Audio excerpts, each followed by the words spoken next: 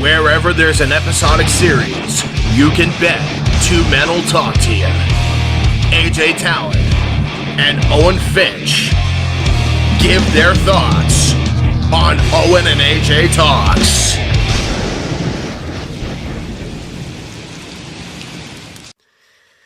Hey, what's up, everybody? Welcome to Owen and AJ Talks. I'm Owen Finch, and I'm here with AJ Talon and our wonderful guest star, Moo the Cat.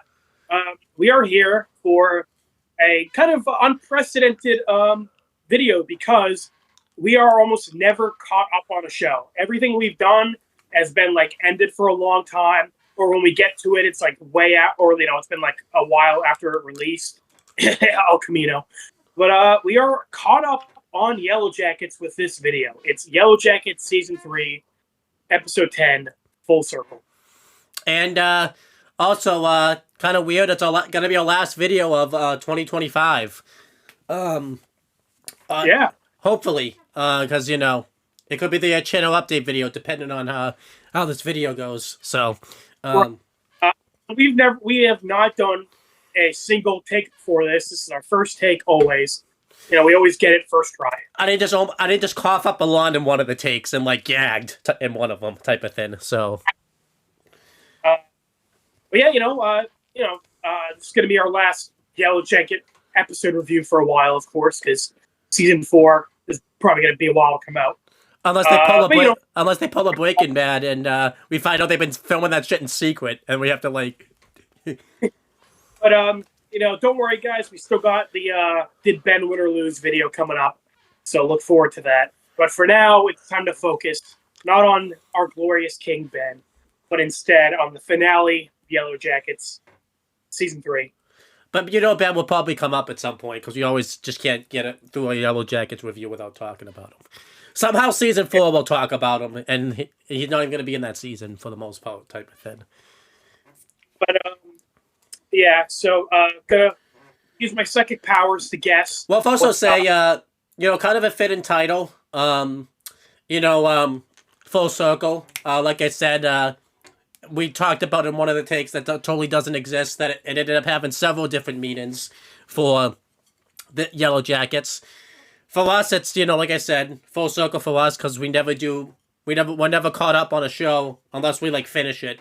So it's going to be nice that we're going to be caught up on a show for a change and be on the same wavelength as everybody else in the world. And also, obviously this ties back because if you remember in the very first thing that you ever see of YellowJackets, it was about Pit Girl. Obviously the big mystery was who was Pit Girl and who was the Antler Queen. Well, basically this whole episode in the past is kind of coming back to that. We get to actually see Pit Girl be revealed and the Antler Queen be revealed. We get to see all of that type of thing. Yeah, and the identity of Pit Girl is pretty much exactly who you'd think it'd be, but we're going to get into that. And I guess Antler Queen was kind of surprising. I don't think you would have thought episode 1 it would have been who it is, but I guess if you watch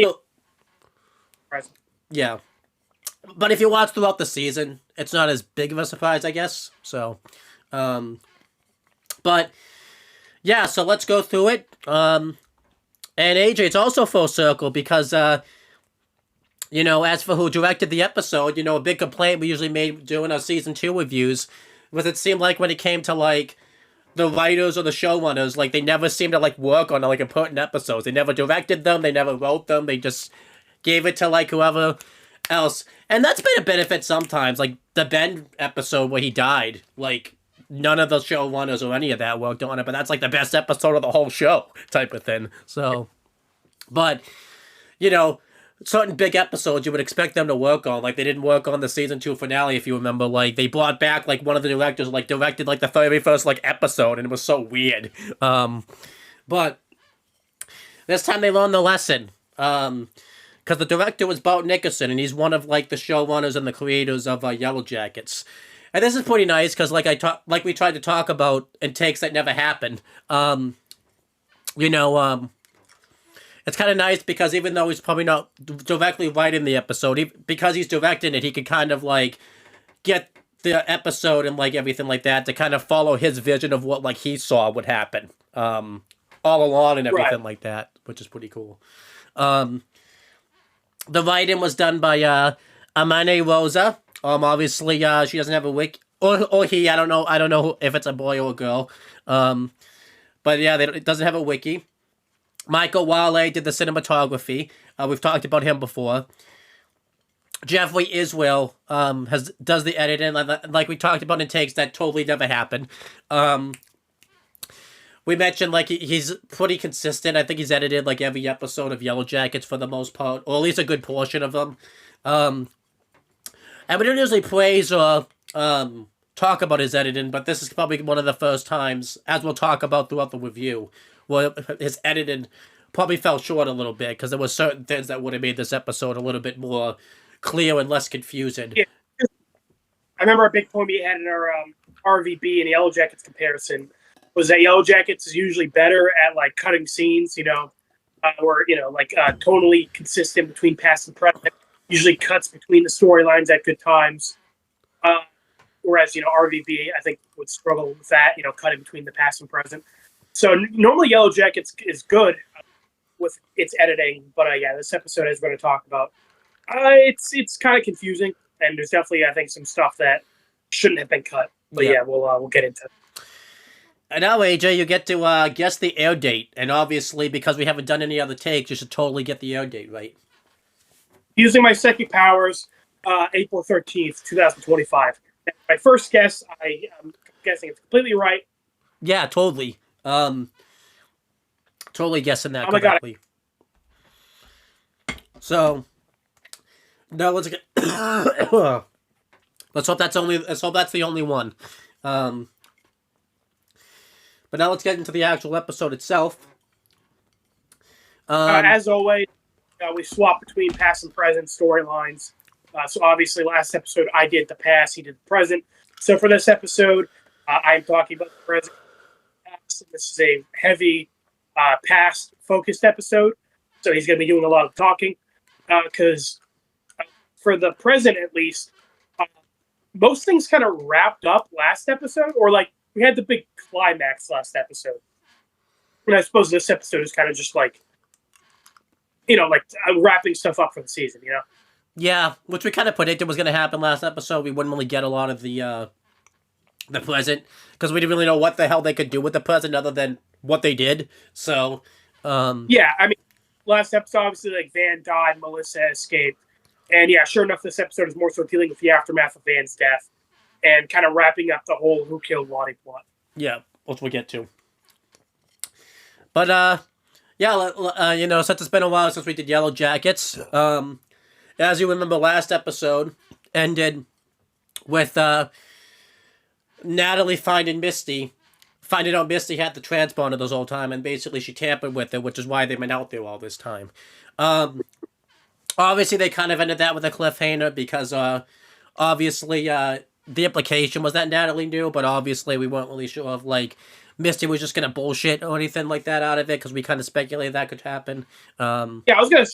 Honestly, Misty could probably very easily bullshit, or like come up with an excuse of like, "Oh yeah, I just found it a little while ago. It was already broken." But obviously, whether Natalie would believe that or not, But no, she doesn't even really try. She just pretty much immediately admits that, like, she did that, but she's like very sorry. Yeah. So yeah, it starts off. I was gonna say real quick. I was also worried that they were gonna do a time jump because YellowJackets kind of does that a little bit, where a big moment will happen and we don't really see like the immediate aftermath of it. Such as when like Bible Girl died, we didn't really get to see the immediate aftermath of like everybody dealing with that.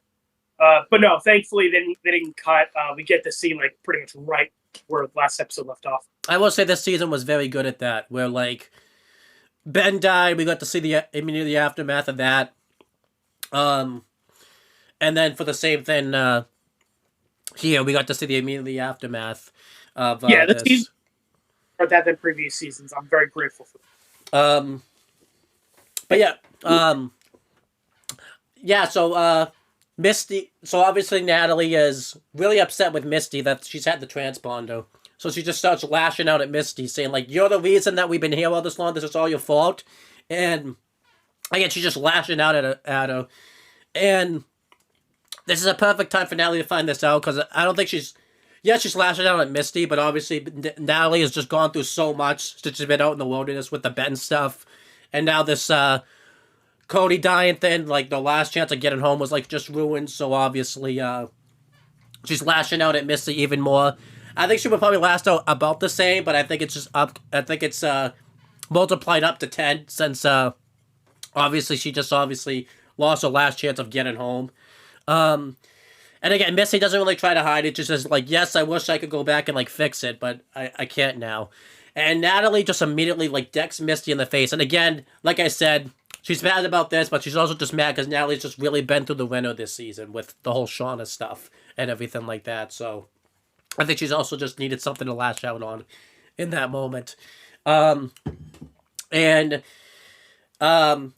like this because I remember we were kind of worried about this, and I'm glad that they actually did what we wanted. Well, Misty even like says, before all of this that like she feels like there's a way that she can fix the phone and everything like that. And Natalie kind of like once again gets that like shot at Misty because she takes one shot and I think it was enough to kind of finally because she then she starts to like piece together like okay like yes I'm mad about this but Misty just said this can get us home, so she kind of gets her bearings together and said, tell us how good. Because at first, too, Misty's worried that, like, Natalie's going to rat on her and everything like that. And obviously, I don't think Natalie obviously wants to tell the group because, again, what will Shauna react? Because obviously Shauna, just full-on killed Cody and, was going to kill Hannah. Everyone would 100% have, like, murdered Misty. Yeah, so. And obviously, too, if, like, this can get them home, Shauna would obviously, like, destroy the phone, like, completely to the point they couldn't even, like, fix it. So, like, there would be no chance of them getting home at all. So, Natalie even says, like, tell me how this can get us home. So, kind of unpacking all that, I really like how this scene was produced. I like that Natalie actually got mad, but then eventually it's just like, okay, wait.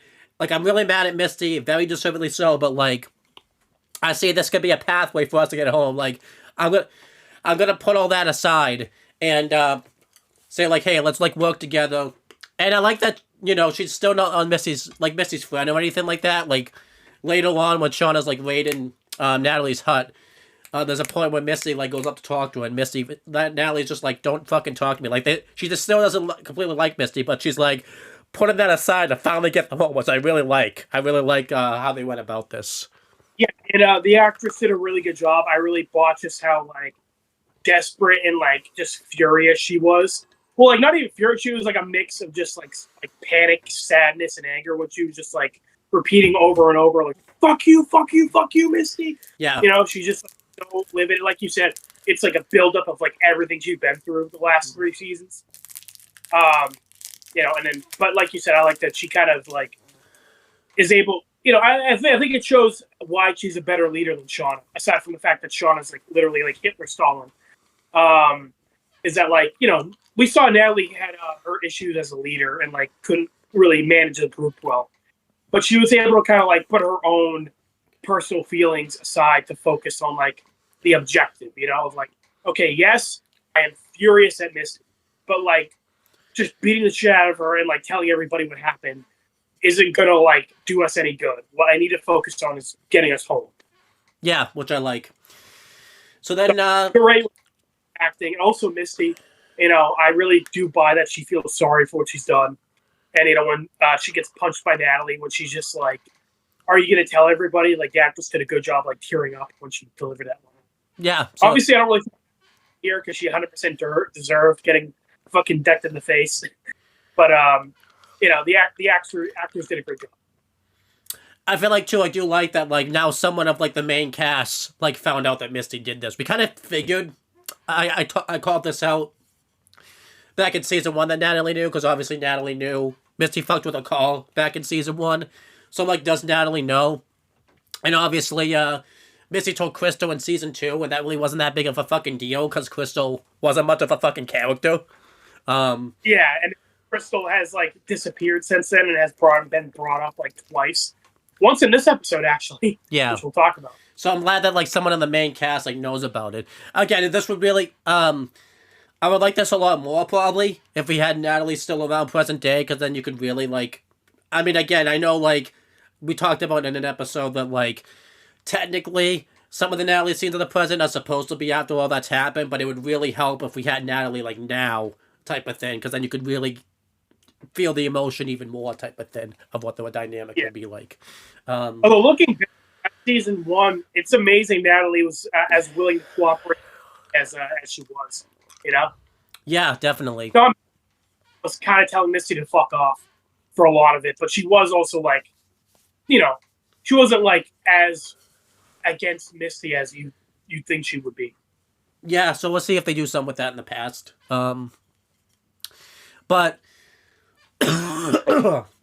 again, let's talk. Well, it makes sense why Misty, you know, considered Natalie like her best friend. You know, that like Natalie knew her like deepest, darkest secret, and like didn't rat on her to everybody else. Yeah, I kind of hope they keep that consistent. That Natalie's the only one that knows that Misty fucks with the transponder. Like, I kind of hope nobody else like finds out, because that would be kind of a cool thing, type of thing.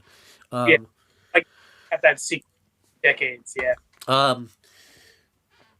And then we cut to a little bit later, and we would cut into this like as this was going on, but you know, I figured I'd just talk about this first.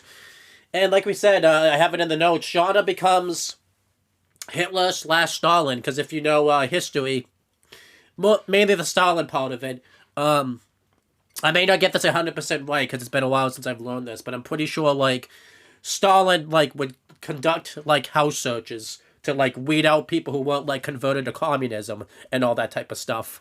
And, oh, yeah. And I mean, a lot of fascists in history, pretty common for them to just, you know, like, mass search their citizens that they believed, you know, for really basically no reason. Like, you know, like, even the slightest, like, suspicion. Like, I remember I read a book about, like, a true story about a kid who grew up in Nazi Germany. Him and his friends were, like, singing, like, an English song. And that, like, went on his permanent record. Like, when he got arrested later, they brought it up in court. They're like, you were caught singing an American song. You know? Like that level of, like, petty. Yeah. You know, because, yeah, sure enough, Shauna and her girls raid Natalie's house for contraband, essentially. And, like, you know, Shauna's obviously doing it because, like, she's got a fucking hard on for Natalie. Because Natalie's, like, her only real, like, competition as leader. Yeah.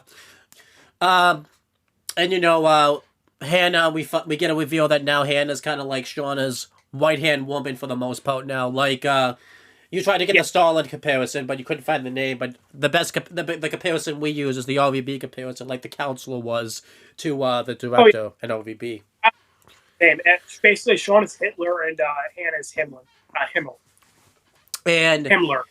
Kind of interesting, like you mentioned, Van was a part of this search, which is kind of cool, because obviously Van's a double agent, because he's also working to try to fix the phone and everything like that. And you get kind of some moments where they kind of cut to, like, Van, Misty, and Natalie, and they're all kind of giving each other, like, a look, like, worried that Sean is going to, like, find out their, like, secret that they're trying to work on, get it home, and everything like that.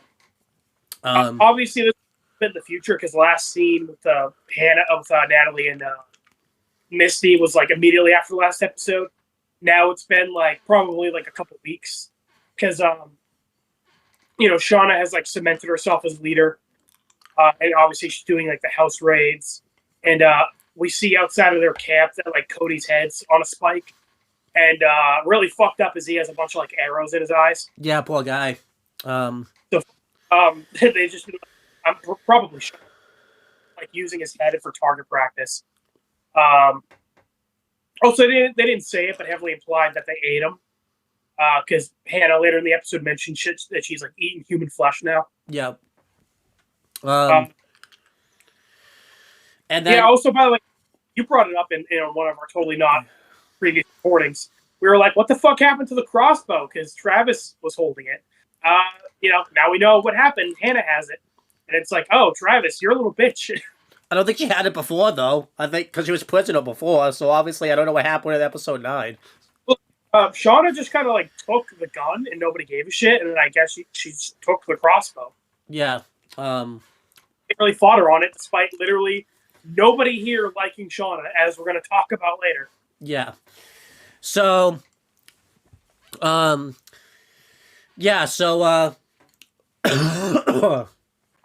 all this, they're doing the raids. We get that scene where Natalie kind of tells Misty not to talk to her again. But doing all this at night, we see that this is also kind of being told in Lottie's point of view, because she's like sleeping doing all of this and just having like visions of some type of antler queen like that we've talked about, the big reveal, and we see that she's having visions of like her like bowing down to the antler queen and everything like that. And then this ties in later. We get kind of like present day Lottie having visions, which we'll talk about when we get to the present. The only thing I'll mention that, like, even though it's your thing, but it kind of ties to the past, they like recreated the scene from season 1 where like Lottie, after she got baptized, like lit the candle, but they had present day Lottie do it instead of past Lottie. I will say something funny. I thought they were gonna really pull like a Riverdale, like you said, where they'll just like reveal something that didn't make any sense. I thought they were gonna reveal that Lottie was actually like alive, because then you see like she like wakes up. And... Yeah. Well, yeah, it's present day Lottie on like the autopsy table. I was like, whoa, what? Yeah. But I guess they didn't pull. I don't know what the fuck that was then. I don't know what the fuck that was, but whatever, And something we kind of gave YellowJackets kind of shit for in the RVB YellowJackets comparison video was they never really used the one like original soundtrack. Usually they use like a popular song or anything like that. The song they used here was there was an original soundtrack. It was Sleepwalking. It's a pretty decent song. I like it.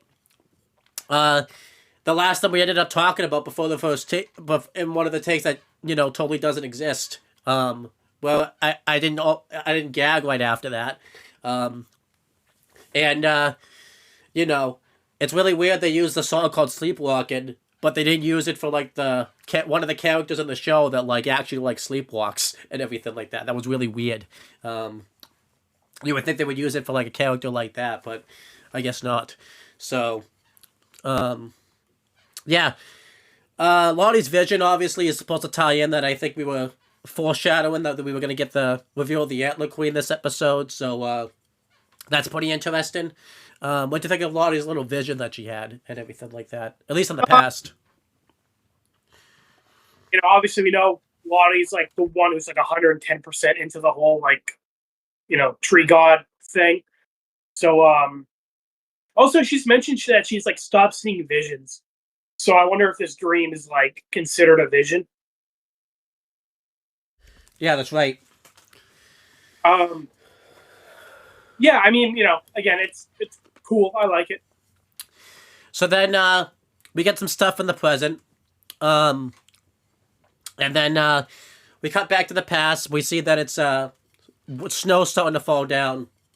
It's not quite like winter like it was in season 2, where like it was like about to snow down. It's more like a glaze of snow that's come down for the most part.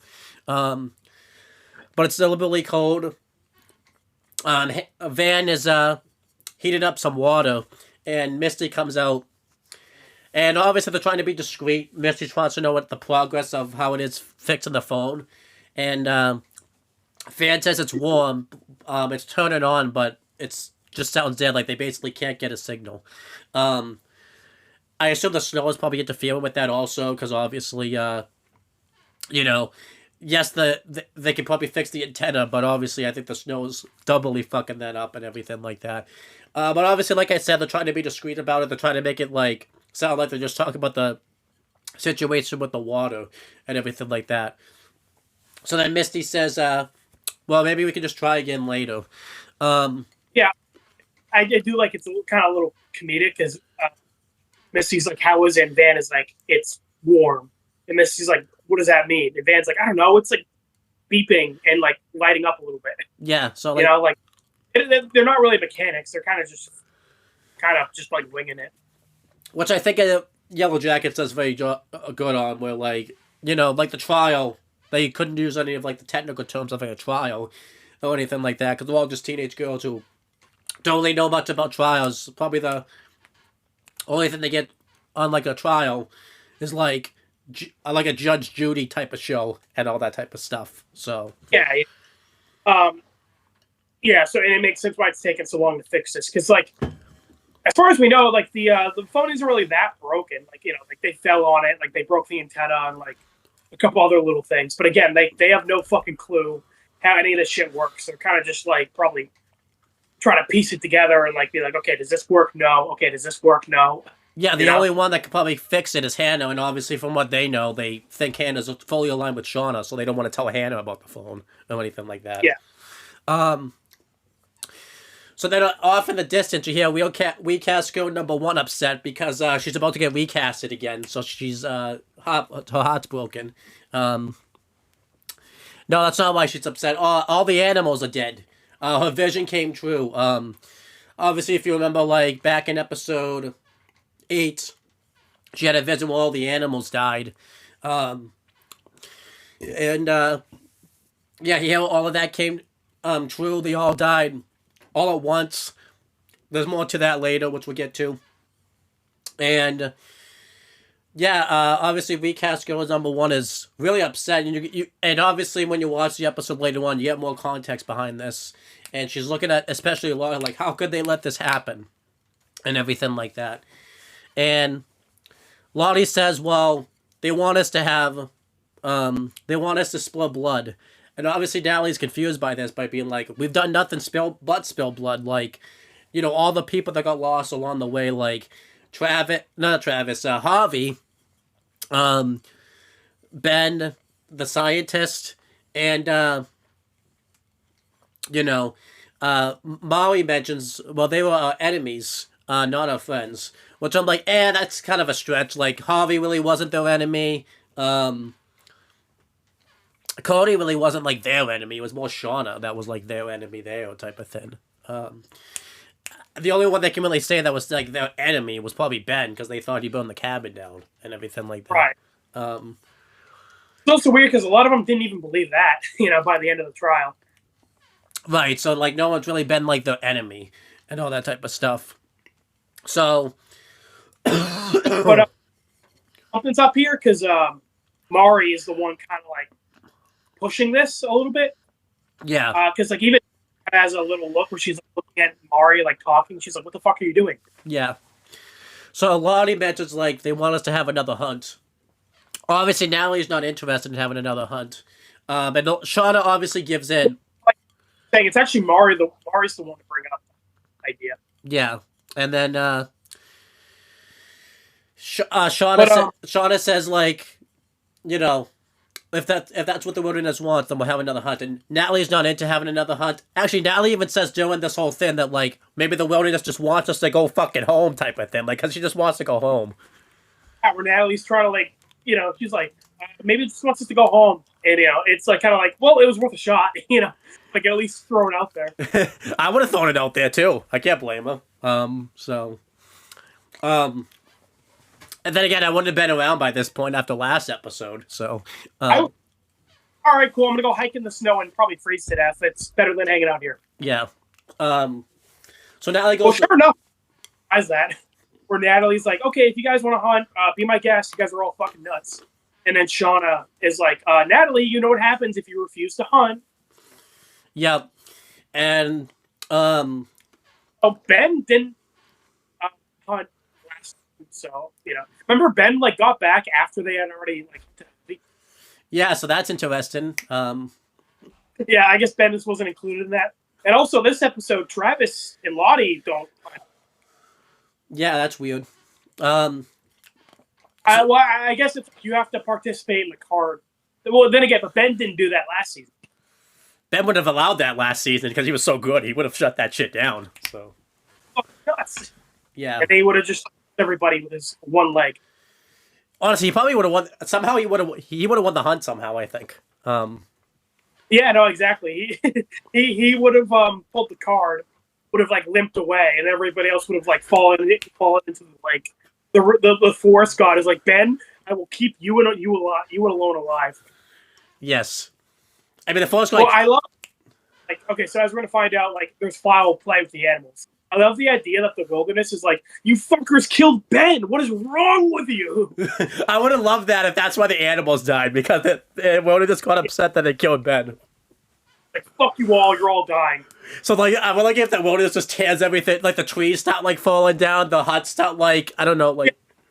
Like, really supernatural, like, the trees start, like, there's, like, no question that it's supernatural. Like, it's like it gets, like, Evil fucking Dead level, like, of woods. Zombies start coming out of the ground. We get Ash with his chainsaw hand type of thing, being like... But again, Ben with his chainsaw leg comes back to life to kill everybody. As like a dead bite, as like the Evil Dead thins. Yeah, Evil Dead zombies, yeah. I would love it. Honestly, it would be so great. And then everyone...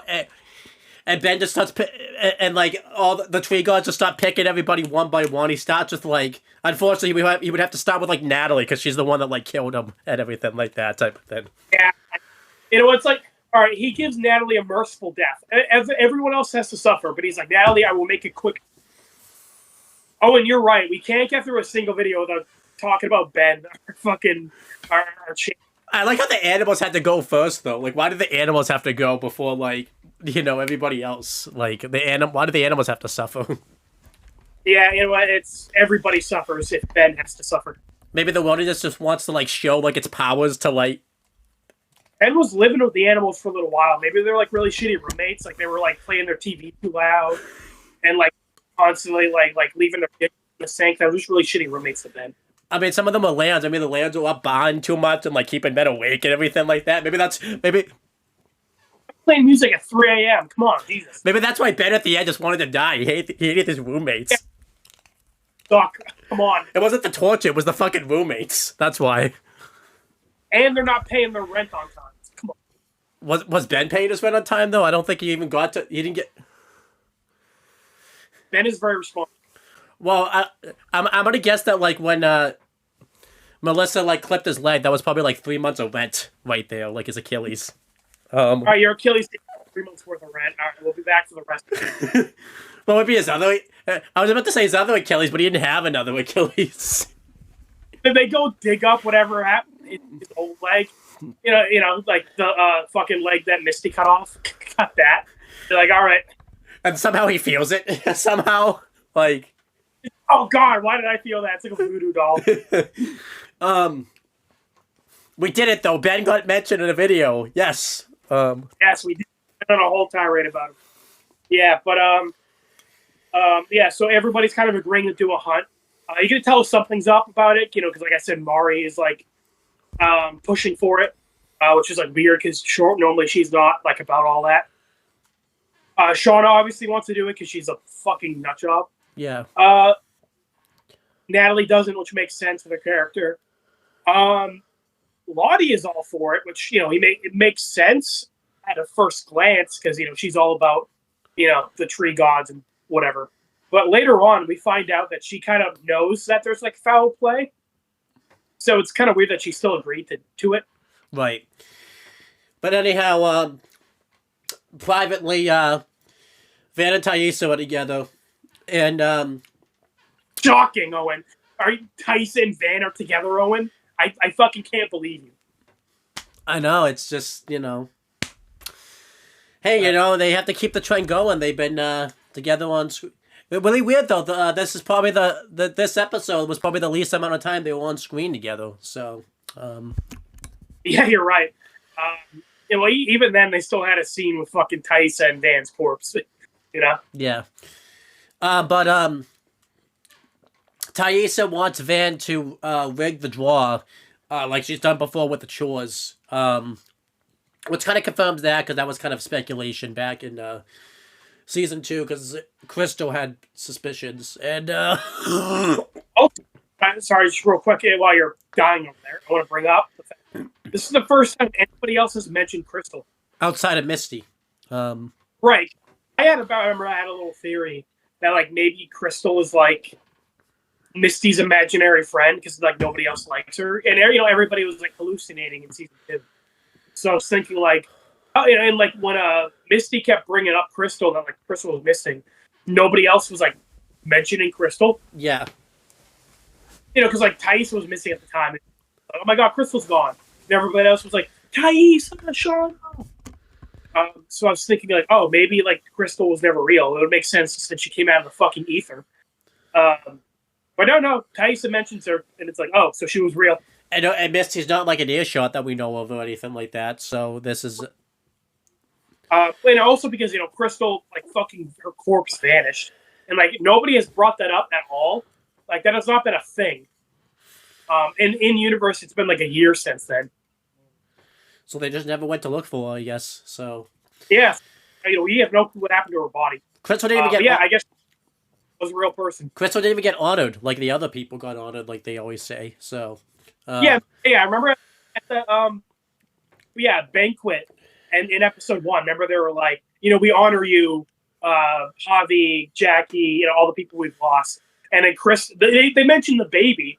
Fucking Crystal didn't get a single mention. Yeah, so there you go. So I just want to say that this is our first time anybody besides Misty has brought up Crystal, and it's only the second time she's been brought up, period. Yeah. So obviously Van's skeptical about licking the cards and everything like that. And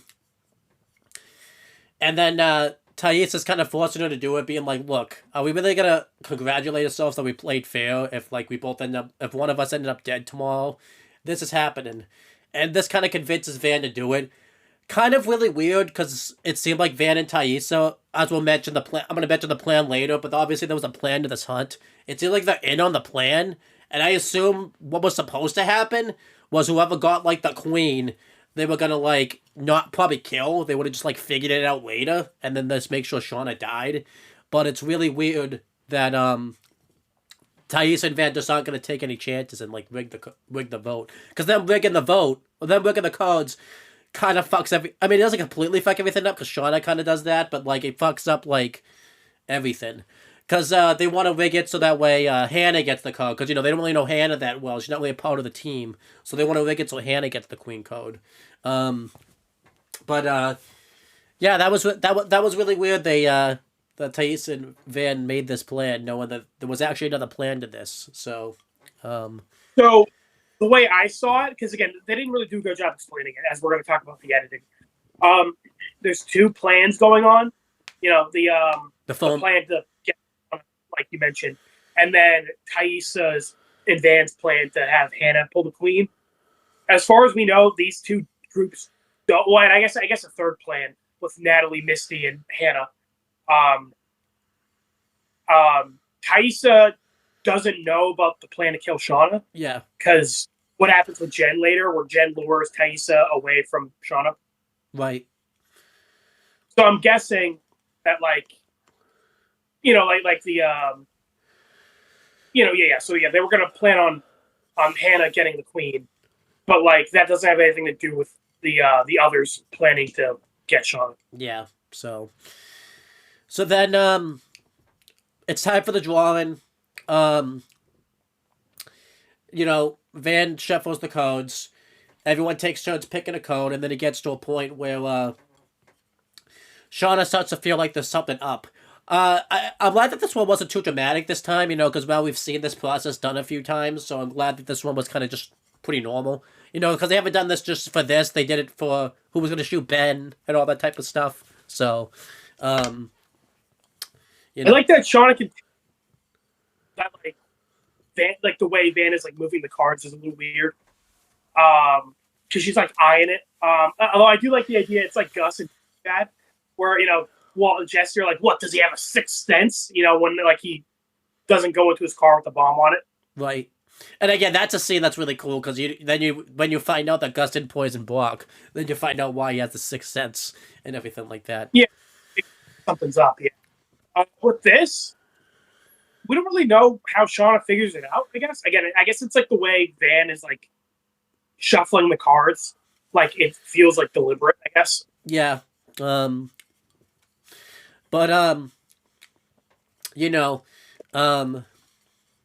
some people have theorized because of this, they claim Van rigged the cards in the present during the hunt, so Shauna would get the queen, like in the present. That'd be really funny. Yeah. I don't think that's the case though, because I don't even think they had this plan back then, type of thing. So. No, I don't think present day they had it. But that'd be cool if they spun it that way, like in season 4. You know, they can use that right in, like in here. Oh yeah, well, just again, like the plan to kill Shauna here. None of the people who were at the present day hunt were involved with the this hunt. So. Yeah, but yeah, that could explain more why like Thais and Van wanted the hunt to happen in the present, hoping hoping Shauna would get the queen type of thing, and we just didn't see that plan. Yeah, I mean, it would just be weird, I guess, like, because what happens later in this episode with present day makes it seem like now Thais is like done with Shauna, whereas season 2 they were still friends. Yeah, so we'll see what happens, but yeah, so then it gets far enough where everyone had a certain place they had to go. So Shauna switches places. She stands next to Molly, and obviously this is supposed to be felt as really weird, and Thais is like, look, Shauna, you don't need to take any chances. You can go back to your spot. And Shauna even like says like, look, you guys took statistics. It doesn't change the odds. Keep going. And obviously Van and Thais get this worried look on their face because they know the plan just got fucked up. Because in the order it was originally before Shauna messed it up I think it was like Thais, Molly, and then Hannah. But because Shauna fucks up the order, Molly ended up getting the queen card now because of this, and everything like that. Yeah, that's what happens. Molly gets the queen card. I wish that we got some hints about this beforehand. That like in present day that like Taissa and Van have like guilt over like indirectly being the cause of what happens with Mari. Yeah, me too. We didn't really get much of that type of thing. Because we got that a little bit in OVB with the break-in, because Tex talks about the break-in and how she feels guilt, like not being able to save the Alpha and everything like that. Yeah, exactly. We saw that happen. Because like Taissa had like flashbacks about the wolf attack, which obviously makes sense. That was a very traumatic CGI attack. However, it's just yeah, but it's like weird that Taissa was feeling guilt about the fucking like waiter for like 2 seconds. It would have been really interesting if we got a couple like I get you don't want to spoil it, but I don't know, just like some little mentions of like maybe Van and Taissa feel like that'd be a good reason. Maybe that's why they break up when they get back to society. Is like they feel, they responsible for Mari. Yeah, and maybe they like mention present day, like, listen, we can't get back together. Like, me and you together, like we got somebody we cared about killed. Yeah, I would have liked that.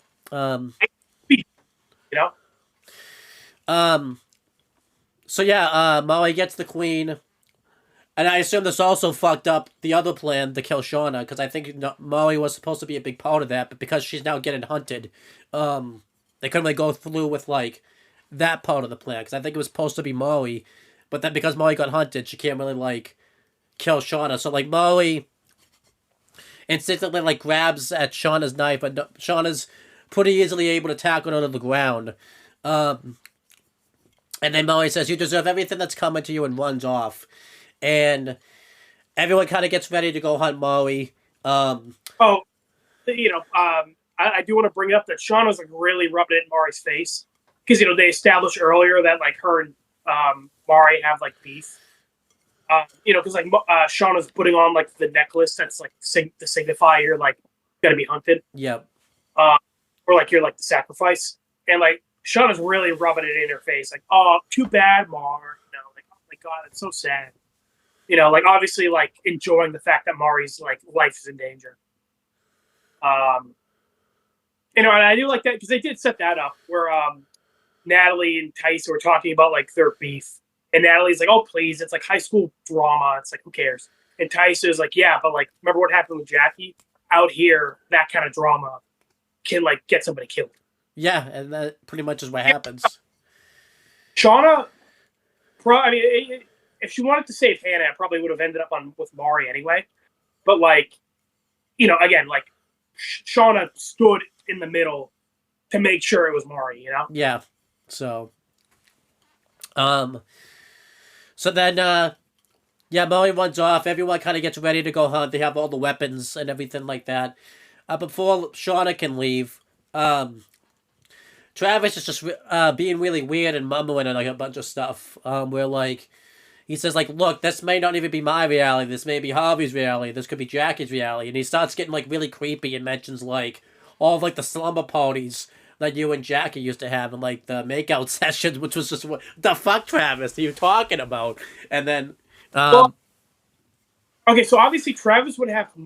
I mean, we don't know if that's actually real or not, but like the look Shauna gives, like she's like surprised. Yeah, like it sounds like that's like legit. But yeah, I think Travis was just mumbling like. Well, yeah, he's obviously acting like he's drunk. He probably is drunk. I mean, don't forget one drunk Travis from the trial. So couldn't even tell he's drunk if it wasn't from the title. Imagine he's actually not drunk here. He's just fucking mumbling and just fucking. I can see that he's trying to like slow down Shauna.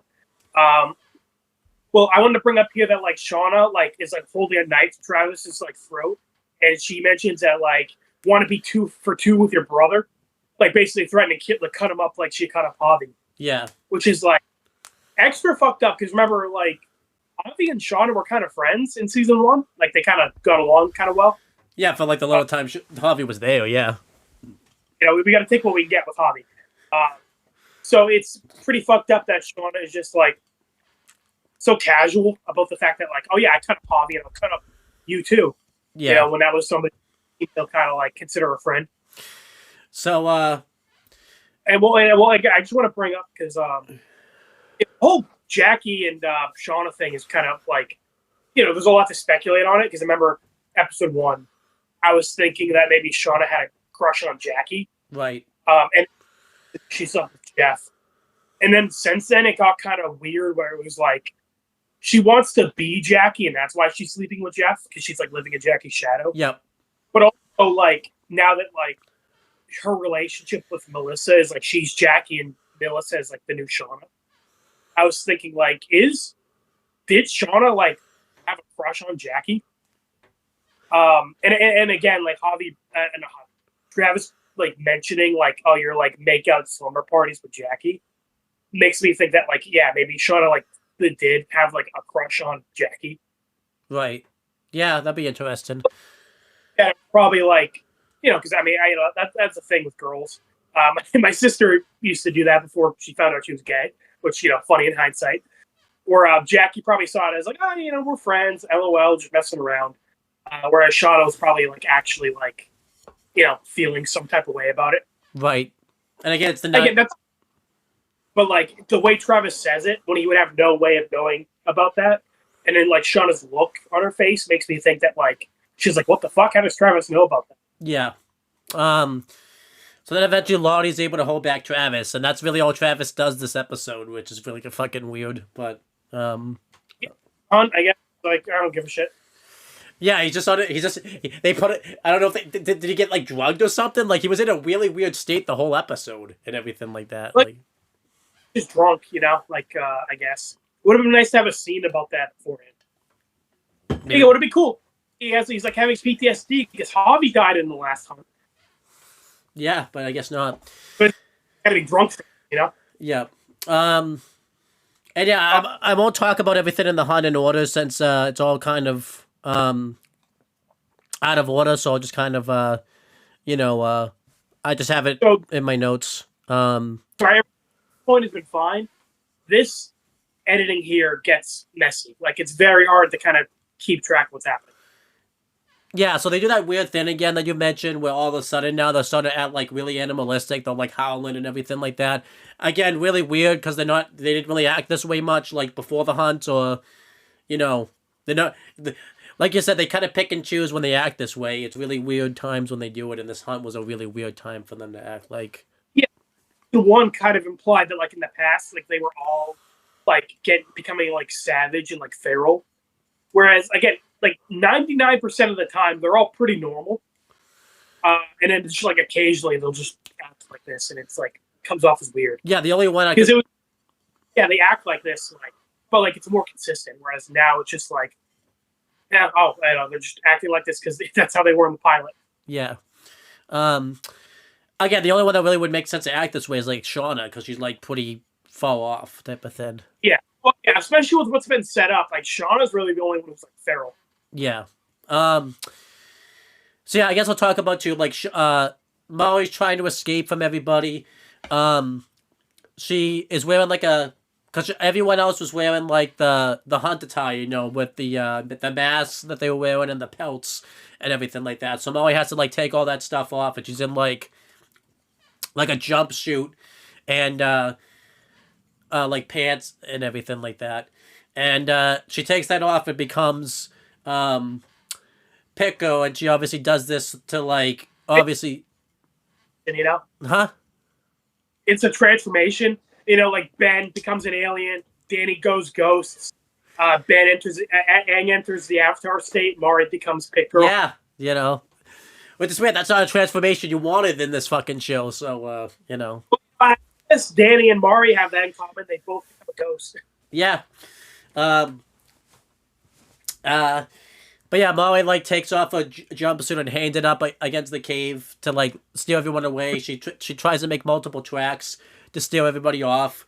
At one point, she ends up stepping on like a really bad stick, and it ends up like scraping her foot really bad. So because of that, her blood is a part of her footprints now, and obviously it's easier for them to track her. Some behind the scenes stuff. I mentioned before in the actual pilot they used stunt doubles for this.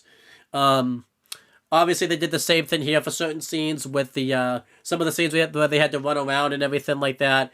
Because they were shooting out in the forest. There's gonna be some scenes here where like the scene that Melissa and Shauna are gonna have with their fight. That was actually stunt doubles, but they had like Melissa and Shauna, like actresses IOL, like off in the distance, like saying stuff type of thing. So. Oh, I didn't know that. Okay, because I was gonna say like they didn't really do anything that I feel like warrants a stunt double. Well, yeah, they probably just did it just to be cautious, I guess. So. That's really not that bad. Yeah. But doing all this, Shauna and Thaisa are actually the ones that are together, doing this hunt for the most part, and they're trying to find Molly. Shauna's kind of like getting insecure about Thaisa and her real motivations. She's wondering like what she did with the cards. She notices at one point there's two separate footprints, and Thaisa was gonna have them split up, but then eventually, Shauna keeps like questioning Thaisa, and Thaisa at one point just finally has enough and says like, if you know what's good for you, you'll back the fuck off. And there's like this moment where like they actually like get into a face off. You don't really know what's gonna happen, and Shauna actually does back up, which was pretty interesting. Yeah, because I'm like, Thaisa's like half a foot taller than her. I'm like, Thaisa could probably kick Shauna's ass. And Shauna's. Well, sorry, what? And Shauna's also seen Thaisa like in like a sleepwalking stage and everything like that type of thing, so she knows. You know. Has Shauna seen her sleepwalk? I'm pretty sure, yeah. Because they stayed up in like the attic of the cabin together. I think she did it enough type of thing. Okay. I like this scene because one, it shows how fucking nuts Shauna is. That like, she pretty much confronts her, being like, "Look, I know you rigged the cards." Like, and yeah, Shauna's like really getting in her face, and then Thaisa just pretty much is just like, "Look, if you know what's good for you, you're gonna back the fuck up." And like you said, I like that Shauna actually like backs up. She's like, "Okay, look, we're wasting time." I also like the scene because it shows the fall of like the friendship from like season 1 and everything like that type of thing too. Yeah. They that was probably the best built up friendship. Like, I bought that they were friends. And yeah, it just shows how fucking like nuts Shauna is that she's just like acting this way. Because Tyson up to this point has like not like gone against Shauna. You know, Tyson was like the only person who wanted to also stay instead of like leave, and like you know, yeah, it's just crazy that Shauna is just like so willing to like get into a fight with Tyson, who's like not done anything but be a good friend to her. Yeah.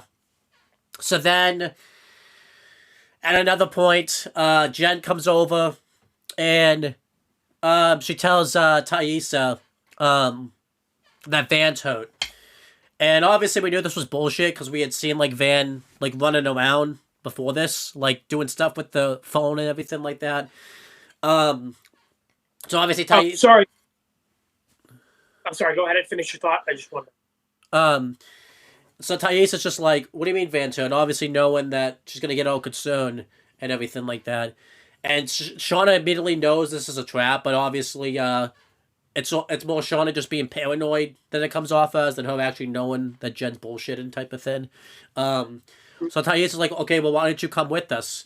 And, you know, Shauna says like, no, you go type of thing. And, yeah, Thaisa goes off with Jen, and they start to make their way back towards camp. And, obviously, Thaisa kind of notices that Jen's kind of sending her, like, and you know, and a little bit of a like a rat, you know, she's kind of sending her down the wrong path. She's kind of sending her on a goose chase and everything like that. And then all of a sudden, she see Van pops up, and Thaisa see that Van's fine, and obviously Thaisa's really confused. And Jen, you know, says like, "Look, Molly's my friend, and I'm just trying to give her a fighting chance." We could shit on this, but to be fair, we have seen some moments in the show where Jen and Molly have been talking in the background and everything like that, so you can kind of buy this. Yeah, Jen's not really a character. It's just kind of like whatever, you know, like sure. Well, also, you know, Jen's in on like Jen's part of the kill Shauna plan. So I don't think she's lying here. I think she's trying to get like it's both. Like she's trying to buy time for Mari and like provide an opportunity to get Shauna killed. Yeah. And Van also. Well, sorry. Before you finish, I wanted to look back because I had a thought about the Shauna and Thaisa thing, where I think it's a good way to describe Shauna's mentality because, like, when Thaisa like confronts her like directly, Shauna backs off. Shauna's mentality basically is like a school bully, you know, like she wants power and to like push people around because she's insecure, and then like pretty much as soon as like somebody just like shows her that she's like not intimidated by her, she like backs up, you know. Yeah, I agree with that. I also like that somebody's fucking sticking it to Shauna. Like that was a big thing. Problem with my last couple episodes was that like Shauna's acting like a psycho and like nobody's really doing anything about it. Yeah. So yeah, then Van says, you know, kind of tries to lead Jen some optimism by saying, Molly says like, well, maybe Molly will get away type of thing. And then going through the other plan that was being built up to, Natalie pulls out the phone, and she sees that she's being followed, and you know, we find out that she's being followed by Hannah, and Natalie catches on to this pretty quickly, and ambushes Hannah unexpectedly, and you know, pins her up against a tree and holds a knife up to her throat, and you know, Hannah's begging for mercy, being like, "Look, I'm on your side, trust me." And obviously Natalie doesn't buy this because obviously Hannah kind of stabbed her in the back with the whole Cody thing and everything like that. And then obviously yeah, sure, you're on everybody's side. Yeah. And Hannah says like, look, trust me, I am. I'm just trying to survive. Like when I came out here, I wanted to study fog, but then my boyfriend died, my guy died, I had to eat human flesh. I'm just trying to do whatever it takes to get out of here. And we don't really know what happened from this. You know, they kind of cut here, and then we get the big reveal at the end. But you know, this was a pretty nice scene, and it's definitely made better by the ending, so we really can't say too much on that. But I do like this scene that Natalie like confronted Hannah about fucking up the chance to go home the first time. So, what do you think of this scene? Without obviously talking about the end, because this was pretty cool. I like it. I can buy that that Hannah's telling the truth. I mean, again, I'm 100% with Natalie, where she's like, "Oh, sure, you basically flip flop, to like, whatever side is most convenient for you." But I do buy what Hannah says of like, look, I had to kill Cody to save myself because Shauna would have killed both of us. And then again, my boyfriend got axe murdered. I had to kill a person. I had to eat his flesh. Like, I want to get the fuck out of here. But considering who Hannah is, based on all that, Hannah seems like the kind of person of like, I will not put myself in a dangerous situation. Yeah. But after puts herself in a dangerous situation. Pretty much. So I'm like, I don't know if this is like consistent with her. Again, Hannah's kind of weird. Again, she will 100% murder Cody with like a straight face to save herself. But then again, she's going to do an old switcheroo and be confronted with Shauna like face to face. I'm like, okay, it seems a little weird, that you'll do one and not the other, Yeah. So then, also it's weird because like, okay, so like, Natalie, it seems like Natalie and Misty had this plan to go off, and like Hannah wasn't a part of it, but like it seems like having Hannah included in the plan was just like a nice bonus. Right? Yeah. So I'm curious. Well, yeah, it's as we're going to talk about the editing. It's like I wish we got scenes explaining what each like individual plan is. Well, we got the one with Tyson, but like there's like multiple groups with multiple plans, and we don't really get insight on like what those plans are. Yeah. So then recast girl number 1 is over by the cave. She goes into the cave, and we see that Lottie's in there. And Lottie even says, like, I know it hurt to have to do what you did. So this is when we get to reveal that she poisoned the animals to force a hunt. And obviously they were doing this to try to force a hunt, so that way they were hoping they could use the hunt. Whether Shauna was going to get the queen card or not, they were going to use this to try to kill Shauna. And this is where you kind of get, I think, a little snippet of that scene that was a deleted scene of like some people in the group making this plan. So I guess this could be, we could talk about that. So yes, there's some deleted scenes. You told me this a couple of days ago that present day Thaisa mentioned there's some deleted scenes that got cut from the plans. Thaisa's actress mentioned a scene between where she gives like she talks about Van, like, at like her like funeral, like giving like a eulogy, and then I think it was either Jen or Recast Girls actress talked about a scene where like some of the girls have a meeting where they talk about poisoning the animals to force them to kill Shauna. Because to be perfectly honest, like you can kind of piece that together on like a second watch. Yeah. But like the first this, I had no fucking clue that was like the plan. And I think cutting those scenes just kind of made this whole thing like hard to follow. It would have been nice to get a scene like to see what Natalie's plan actually was, minus the thing at the end. I would have kept that as a surprise because that was fine. Yeah, that was. But like, yeah. So, yeah, it just because again, this is like the plot of the episode. Of like them forcing a hunt. And it's also just like like you said, Mari getting the card, the queen probably threw off their plans. And they had to improvise, but we don't know what the original plan was, so we don't know how Mari getting the queen threw it off. And also, like, that's really dumb of them to not account for the fact that, like, one of them might get the queen. Yeah. Because the people in Team Fuck Shauna is Melissa, funny enough, because she fucked Shauna. Yeah. No, yeah, not for that joke. Discord approved. So Melissa, Jen, Recast Girl, and Mari were like Team Fuck Shauna. Yeah. you can kind of piece that together, but like not really. Yeah, I think it would have benefited the episode. I think they wanted to make it a surprise that this was actually a thing. I like to think of like in some of the plans of Breaking Bad, they did a good job of like having Walt explain to Jesse like what his plans always were. Like, Jesse, you know, I mean the train heist is the big thing. Like, we knew what the plan was for the train heist the most part, and it's still, and because of that, it was easy to follow and everything like that type of thing. Yeah, this was, especially because there's multiple plans going on at the same time. It's just like comes off as convoluted. I feel like the biggest one I could say too were like, you got to see the plan throughout and it gets fucked up a couple times, but because of that, you saw the plan. You remember the plan to get Higuchi and Death Note? Remember?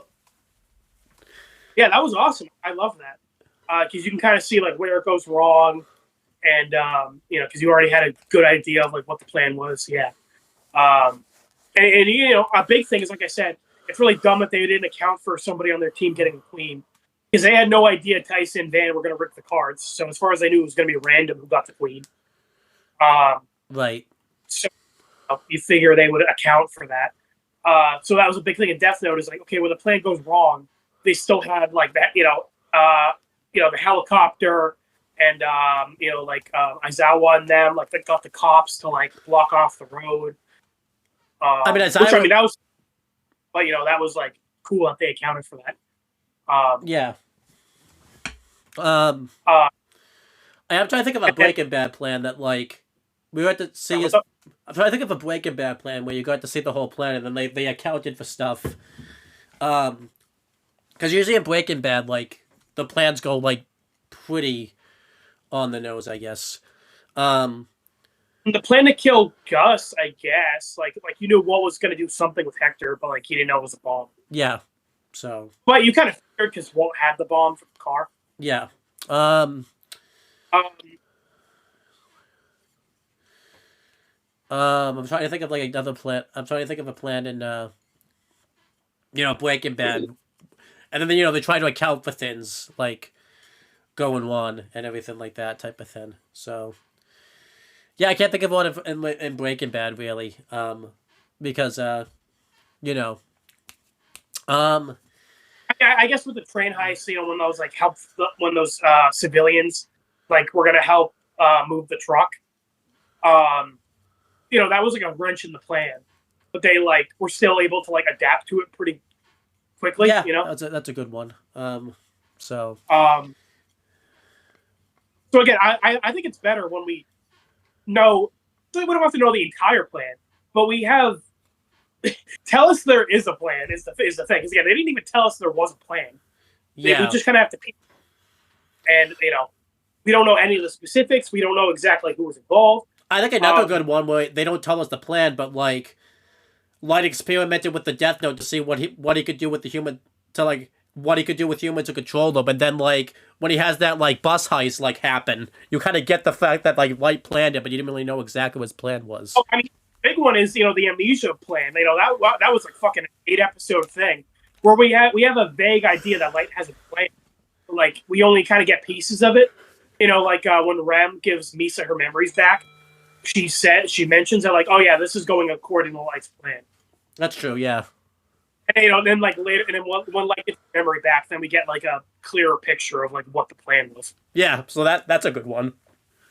The pieces of like, okay, we know this plan. We have a general idea of what the plan is, and then like it really comes together at the end. And Light had to account for like having to go against himself type of thing. Like, he had to like predict like, okay, how would I act if I didn't have the Death Note? I didn't have my memories of being killed.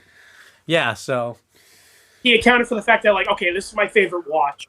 I'll probably be wearing this, and like I hit a piece of the Death Note in the watch. Yeah, so. But I wanted to bring that up because two big things. One, this whole scene with Recast Girl and Lottie.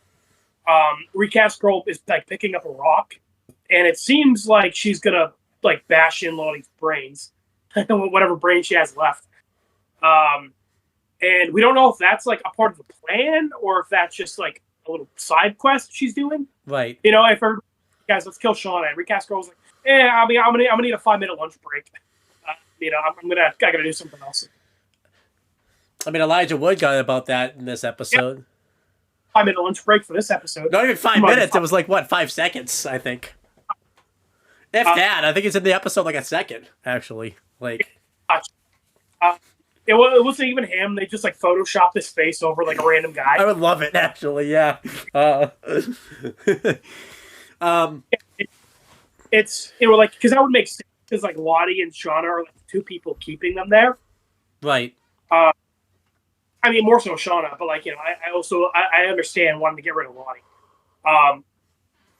But you know, recast girl mentioned she's like frustrated because like, you know, she's like, you lied to me, you know, like all those visions I was seeing weren't visions. So we don't know if that's like a personal thing that she's doing, like, you know, grabbing that rock, and it seems like she's going to threaten Lottie. Right. Or if we don't know if it's part of the plan. Then also like Jen luring Thaisa away. Again, we can assume that's part of the plan of like, okay, like get Shauna alone. You know, it could have also just been like, oh yeah, she just like she said, wants to give Maury a fighting chance. And then the other thing is like when you kind of sit down and think about what everybody's doing this episode, nobody's hunting Maury. No, except Jen. Sorry, what's up? Yeah, Jen's trying to lure everybody away. Thaisa Van, and yeah, Van, sorry, I think Thaisa's like half hunting Maury. Van, Natalie, and Misty. And I guess like we find out later, Hannah. Try to get everyone back home. Lottie's not really doing anything. I don't think she's kind of just like sitting around, chilling in the cave. You know, she's just like whatever. Recast girl number 1, I think, is just going off in her own thing to confront Lottie. Travis is drunk. Yeah, he's just chilling at camp. He's taking a nap. He's like, all right, somebody's gonna die. I think that's it, right? Is that everybody? And then what's her name? Melissa? Obviously is supposed to be they had to pivot and go into. She had to like be the one to kill Shauna, I guess. Yeah, so like literally Shauna is the only person hunting Maury.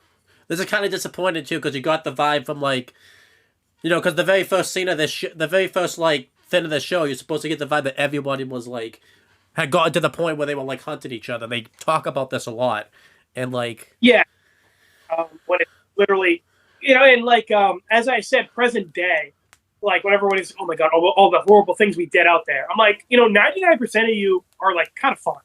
Like again. Jackie died on her own. Yeah. He died by accident. Like you were hunting Natalie, and Natalie's fine. Natalie isn't even like upset at you guys. Bible girl died on her own. Ben. I mean, Natalie killed Ben, but like again, you can kind of justify that as like, oh, he tried to kill us all. We kept him prisoner. Yeah. And then you know. Maury dies here, and like literally one person, 1.5, because Thaisa is hunting Maury. Like you're all fine, and then that one guy got axe murdered by Lottie. Nobody was okay with that. Everybody was pissed off with Lottie. And then Cody got killed by Hannah, which again nobody was okay with that, except for Shauna. So and you could bullshit that with the Lottie thing by saying like Lottie, you know, like it's just crazy and it was off of meds, so that's why she did that. And again, the Cody thing, you don't even have to mention the Cody thing because as we find out present day, everyone just kind of thinks that like they all just went missing and it was unrelated type of thing. So yeah, exactly. Like literally, well, and I'm also just saying from a moral standpoint, like you know, I don't get the guilt is what I'm saying. You know, like when Natalie, I understand it. Obviously, she like. Feels guilty about Ben, even though it was a mercy kill. That's still like she took the life of somebody she cares about. I understand why she ends up like turning to drugs. But like I'm just like thinking about like you know episode 1, you know, because this loops back around full circle. The very first scene of the show is like these guys being out in the woods for that long. You know, it made them go crazy. They did horrible, awful things to each other. Like they became like wild animals. Yeah, and I'm just, like not really. You know, like literally just Shauna is like the only evil person, and then like Lottie is just like fucking nuts. it really felt like the writers set up the idea of like, we're gonna see how a group of like teenage girls becomes evil. How they broke bad. How Walt became Heisenberg, how Light became Kira.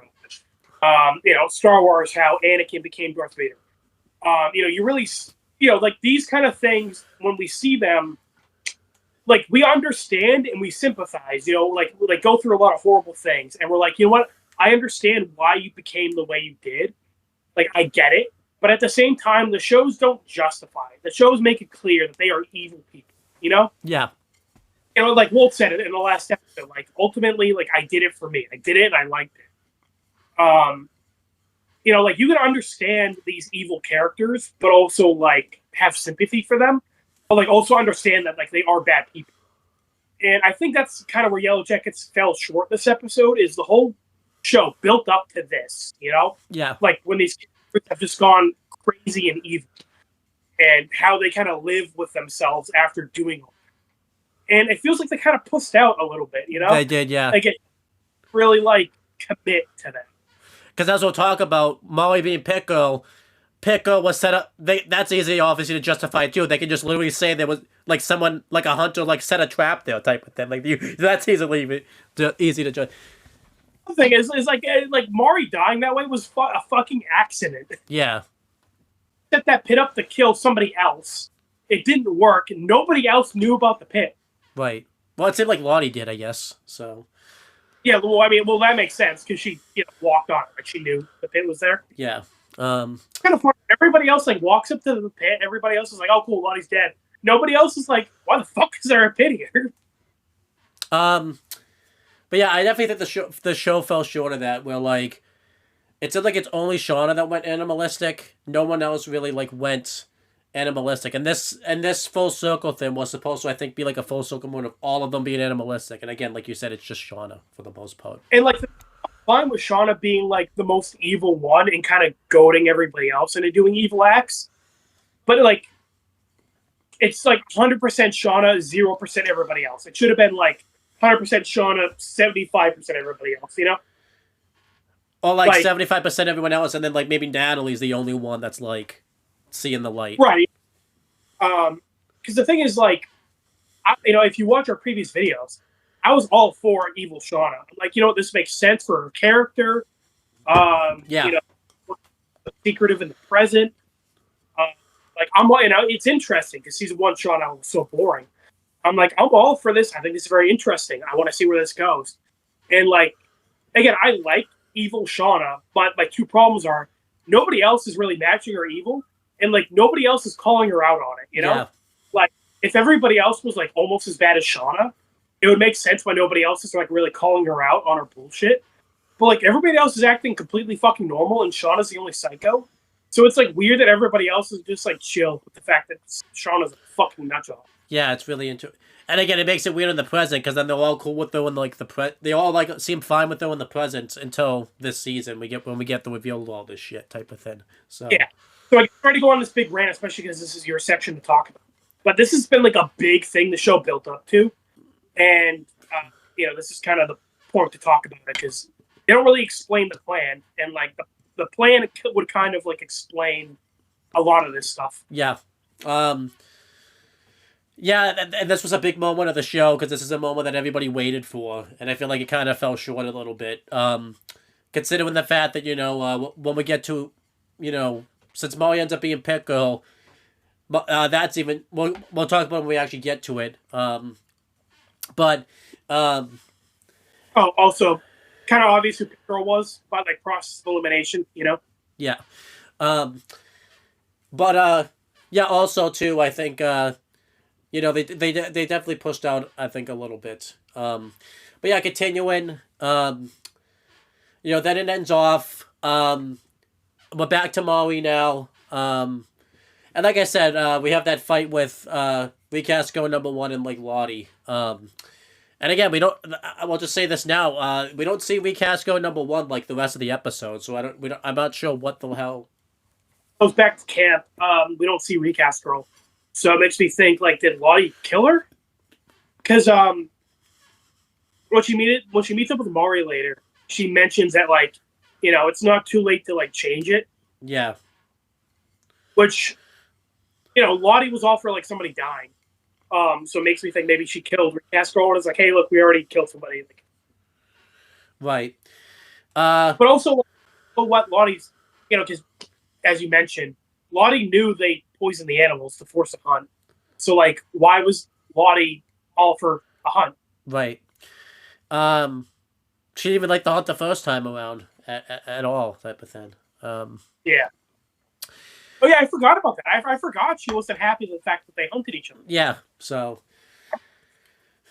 I will say, like, I kind of hope they didn't kill off Recast Girl #1, just the sense that, like, she's, like, the only one left where, like, we don't really know a fate other than, like, Jen, but, like, we've actually gotten, like, a little bit of a build-up with Recast Girl #1 the last couple seasons, so, like, I feel like we need her to kind of come back next season, because then, like, we won't really... Because we know everyone else other than, like, Jen lives, and again, Jen hasn't really been much of a character, so we kind of need someone to come back that we don't really know the fate of, so hopefully they, but we'll see what happens. It'd be funny if she gets recasted again. We get like... And again, I really want them to pull a Riverdale of, like, the original girl comes back and it's like, guys, I'm the original Recast Girl. I burned the cabin down. I would love that. It's like the Spider-Man pointing meme. I don't know if you've seen that. Yeah, I've seen that. Okay. So then, Molly's still running. Lottie trips her, and then, like, says, like, says the line that you said, and then kind of interesting. Molly's like the one that even tells, like, Lottie, like, like fuck off, pretty much, because she was so committed to Lottie, like, in season 2. So it's interesting to see that dynamic change. Yeah, we got a little bit about that before, because when Mari was like, Lottie was offering to help fix up Melissa, Mari was like, go fuck your blood dirt. Yeah. So, like, it was a very little thing, but, like, I guess Mari got, like, fucking ass-kissing Lottie. Yeah. And then... That was kind of not a big thing, but that was, like, a little subplot last season. They kind of just gave up on that this season. Right. And then, she becomes Pit Girl, she, they recreate the scene where we got the original Pit Girl running around, and now this time it's just Molly, and she falls into the pit. We talked about this. Really, it was only 2 characters that really could have been Pit Girl. It was either Jen or Molly. Molly made more sense since she's, like, had more roles and, like, is actually... And Jen has, like, talked maybe twice. But I still don't think this quite stuck the landing, because if you watched our season 2 reviews, they didn't really make Molly very likable. And then they turned it around, I would have been okay with it, they turned it around early in the season, but then they didn't really give Molly many scenes kind of after the Ben kidnapping. I think she talks, like, a few times. It was, like, the worst of both worlds, because if you remember, Owen, in season 2, I was, like, the I was the president of the I Hate Molly Club. Like I had a website, I had posters, I had everything, like, fuck Mari. Was like my personal creed. And then at the beginning of I was praising it. I'm like, again, because she was in the vicinity of our glorious King Ben. And just being around him makes you a better character. So I was like, oh my god, I'm, like, starting to, like, give a fuck about Mari. This is, like, incredible show. I can't believe you've done this. Yeah. But then they just, like, didn't really do anything with her after the first, like, 3 episodes. So now that she's dead, I'm like, it sucks. If this was season 2 Mari, I'd be like, let's go! She's dead! I want my cat. And if they kind of continued with what they were doing at the beginning of the season, I would have been legitimately sad. I would have been like, damn, I like Mari now. This sucks. But they kind of met in the middle, and now I'm just kind of like, meh. Yeah, I agree with you. I was thinking... I do X are good for this shot. Like, it's very disturbing, like, seeing, like, the spike in, like, Mari's face and her, like, hand twitching. Yeah, very disturbing. Kind of weird that Lottie did this. I don't because this ended up, like, allowing Shauna to live. Maybe they thought Shauna died already, but you would think that, like, Lottie would want to be sure, but it seemed like Lottie just kind of went rogue on this fucking plan. Like, well, like, I don't think Lottie was in the plan to kill Shauna. I don't know. Look, and they were because again, I think that was maybe part of the plan was Recast Girl goes and kills Lottie. That's true. But like, I don't know what Lottie's whole thing in this was. Again, they didn't give us any scenes of that, so. Was Travis in on any of his plans, or did he not give a fuck? No, he's just drinking, so.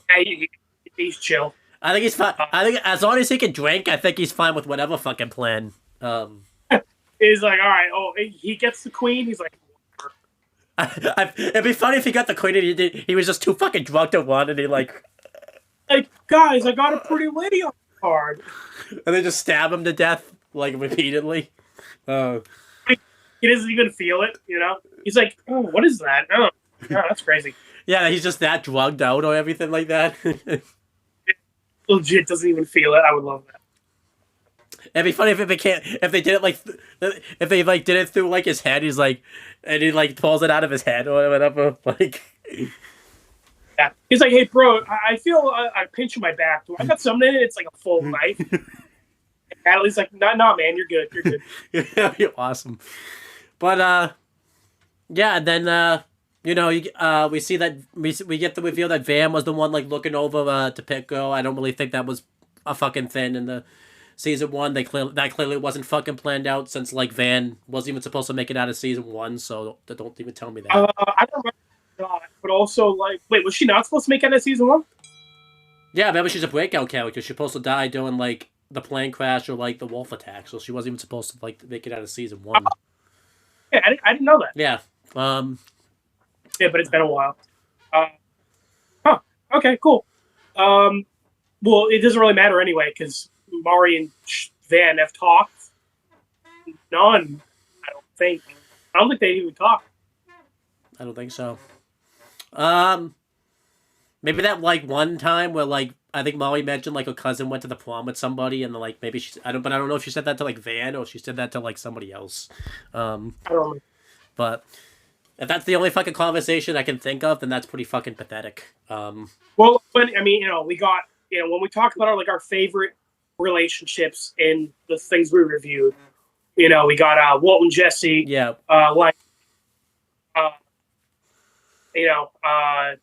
Fucking Aang and Zuko. Got Ben and we got Ben and Natalie. We got Hey, Ben and Natalie. Hey, you know what? Somehow it's better than Kita's relationship with his sisters. It's better than that somehow,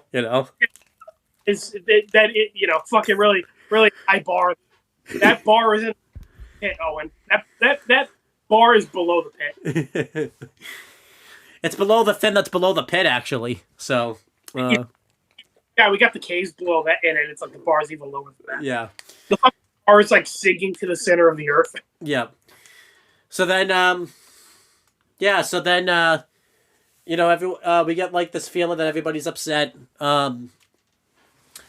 Like I said, Van comes over, Taissa like crying, saying that it's Molly, really like wicked upset. Again, I don't get this because like, Van and Molly have like talked like once, so it didn't. They haven't established like a relationship. Yeah, I don't think they would care because they have never talked to Mari, and also, like I said, I think this could have been cool.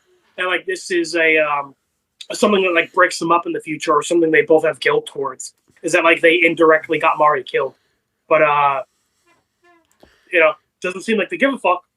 Yeah, and then they cry a little bit, I guess, but they cry.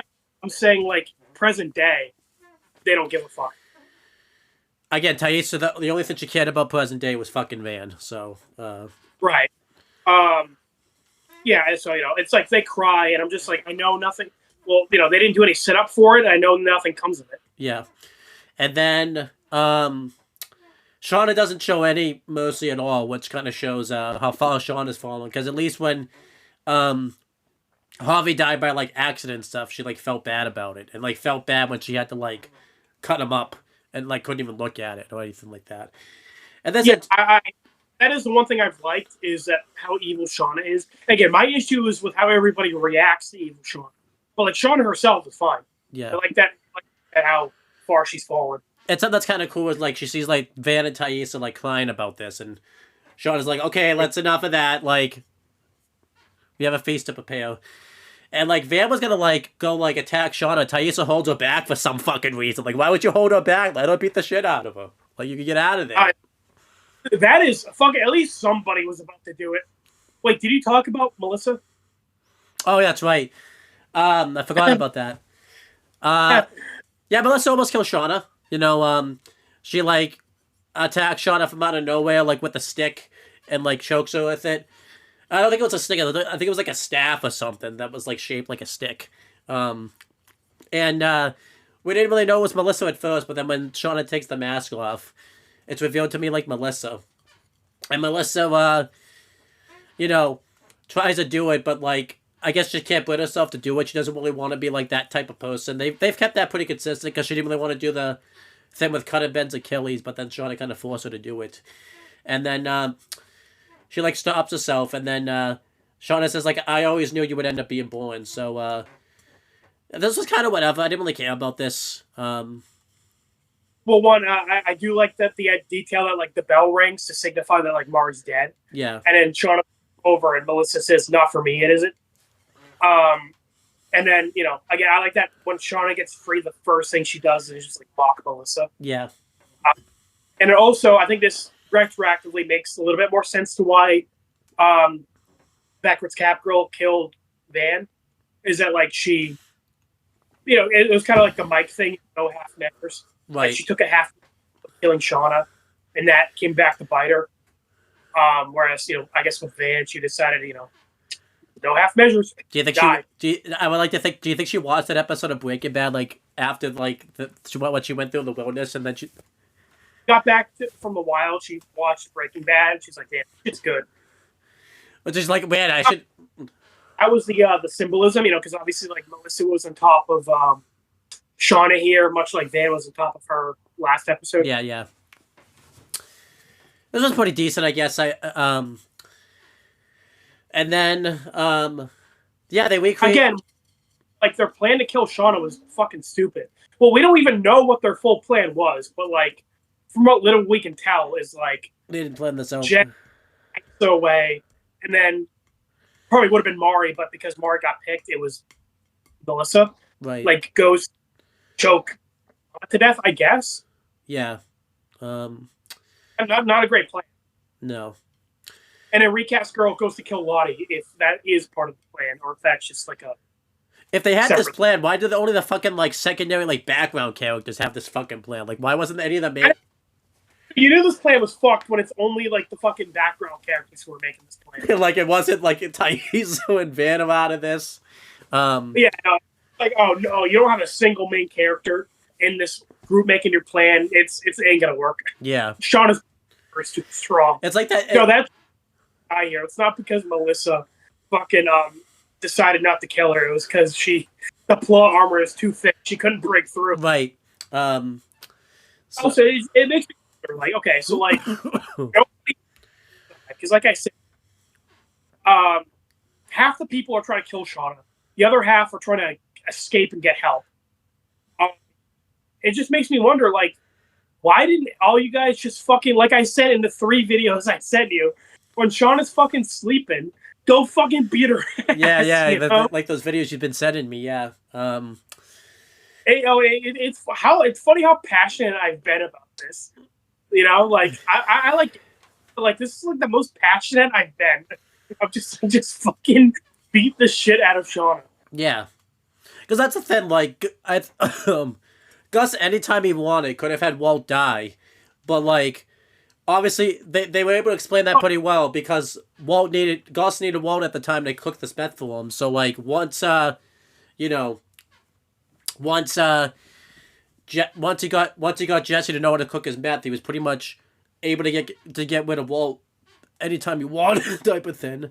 The only reason he couldn't get rid of Walt either was because Jesse didn't want him to kill him either, and all that type of stuff. Yeah, so I was with Gus. He had the higher priority of like his revenge against the cartel, so he needed Walt around to cook the meth. And then, but while he was doing that revenge plan, he was building up Jesse to be the cook. And he had that scene there, and Walt pretty much said, like, Jesse won't cook for you if you kill me. So there's a reason why Gus didn't kill Walt for so long. Vilgax in Ben 10, he got injured in episode 1. And the entire season, he's not really in a position to go kill Ben himself. So it makes sense. Danny Phantom, Vlad wants Danny to like be his son and join him.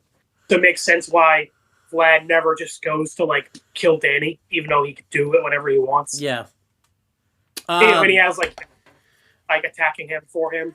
They always gave motives of like Light could never just kill L. Like the biggest one is like when L told him like his real name, or the fake name he gives him, he couldn't like take the risk. Oh, yeah, that was a moment where at Light's like, fuck, I can't do anything to him. So again, like you need to kind of give reasons why these characters aren't just like, especially in this situation when there's no police around, they can fucking murder Shauna and be done with it. Yeah, no one. Like Shauna is the one thing getting in their way of going the fuck home. Yeah. But yeah, so they, Lottie says prepare the feast and bring me her hair, which is pretty interesting.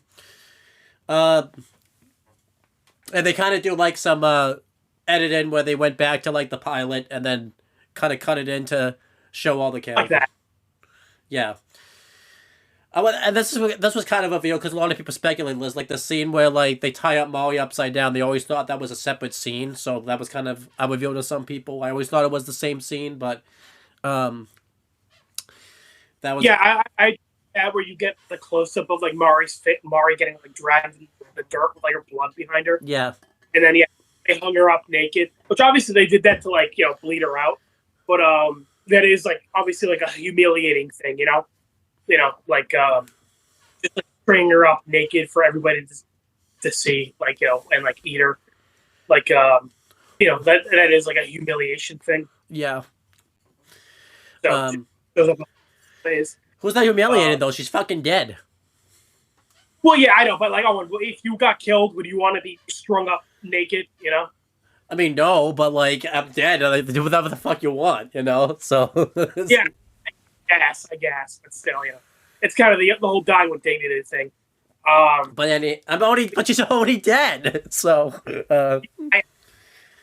Molly went out in a pretty badass fucking way. She fell into a pit and had a bunch of sticks getting stabbed on her. So, like, you could badass way. I mean, I guess better than Harvey, who couldn't get out of the. Yeah, it's better. I mean, fucking, again, bar and center of the earth there. I'm trying to think. But Ben went out with better dignity. Well, obviously, I love it in the show, but Ben went out in a worse way than Molly did. Horrible, yeah. Where he was suffering for months. Yeah, that was horrible. Bible went out in a pretty badass way. A pain fucking blew up. That's pretty good way to fucking. That's pretty badass way to fucking go. Yeah, I guess it is a badass way. Yeah. Poor Jackie though. She doesn't go out in a badass way. She just died because she was cold. I had to sleep. Yeah, And it was too. She's sleeping. That's not that bad. Yeah, but her ego got in the way. She could have come back inside anytime she wanted, but she didn't want to. Right.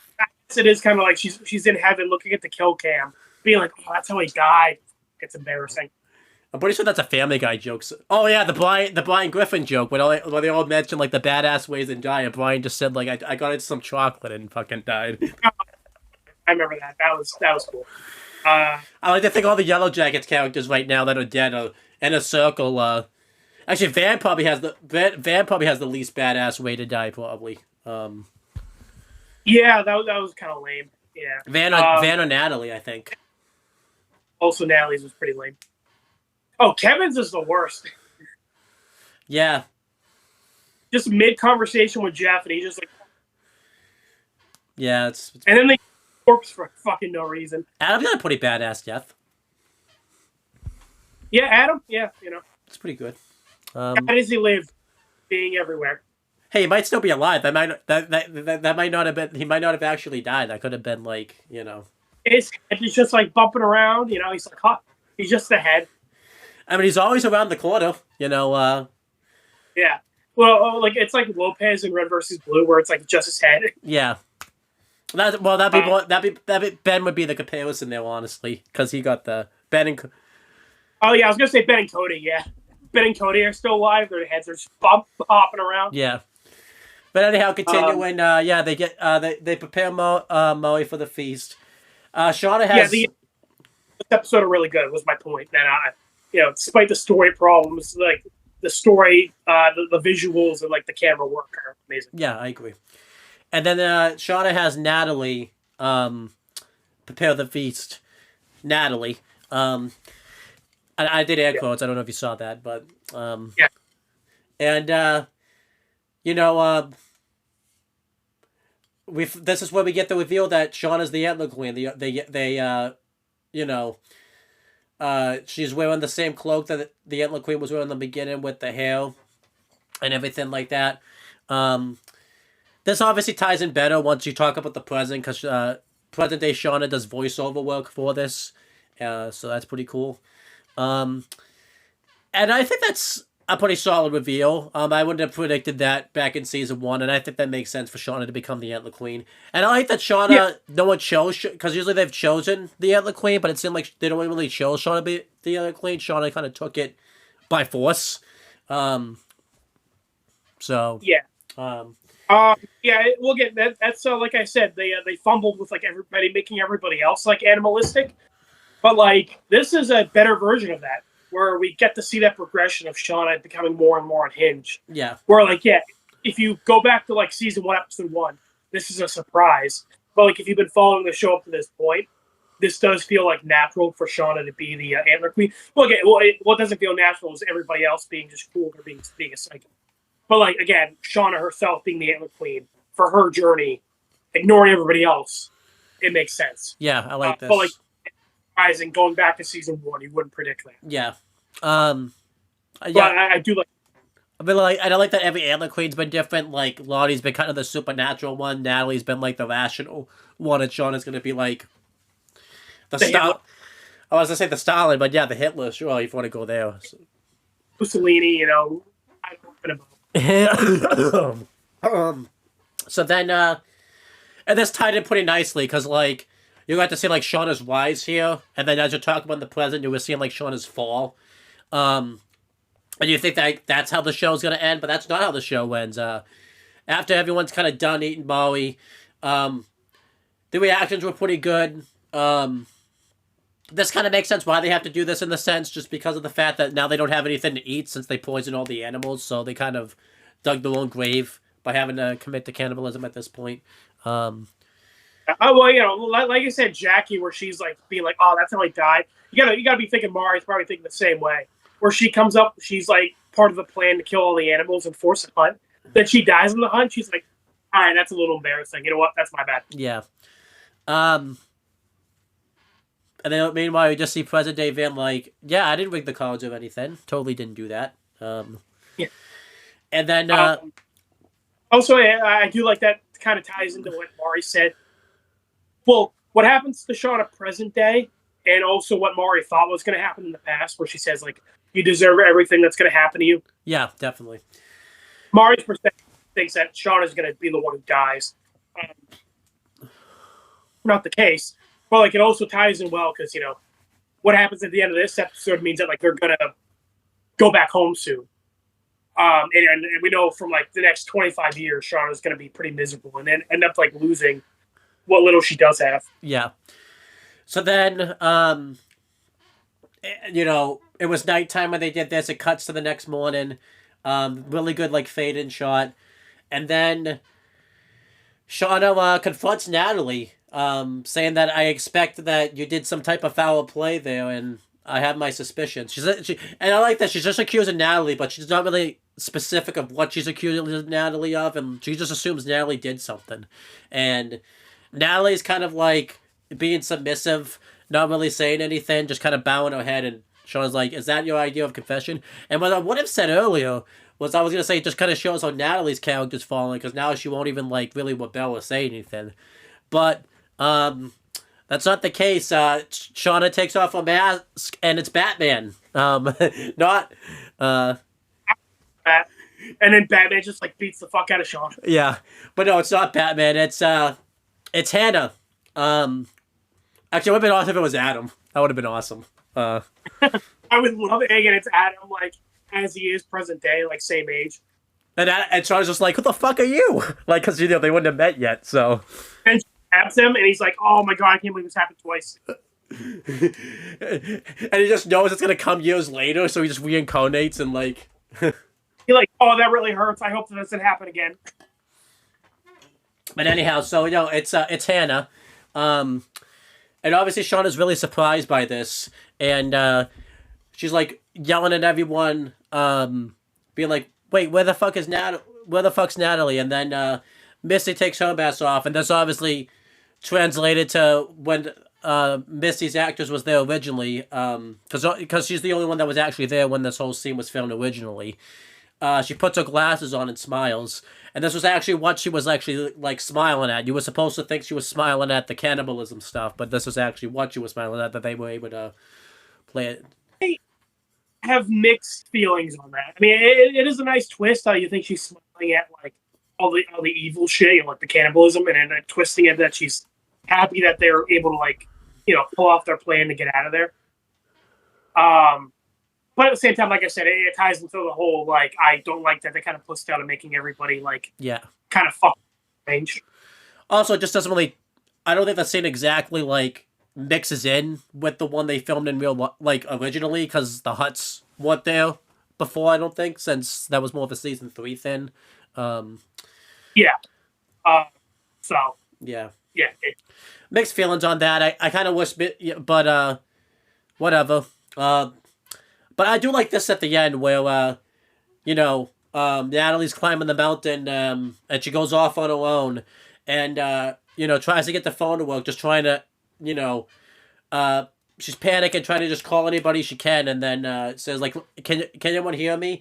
And she finally gets through to somebody, and, you know, the episode kind of ends with her just saying, like, can you hear me? Can anybody hear me? So, that I like, you know, that was a really nice twist at the end, where, like, Natalie was finally able to get one over on Shauna, because the whole season, Shauna's been kind of fucking over Natalie's leadership, and now finally Natalie, I mean, was able to finally, like, get a win over Shauna, and it's going to be, like, the ultimate win. It's going to, like, look like, get the home. And I kind of hope at the end, when they get to season 4, they take the Breaking Bad approach, where, you know, it's a win in the moment, but then, like, season 4 is just going to be, like, hell finale, kind of like season 4 was for the Breaking Bad characters until the rescue type of thing.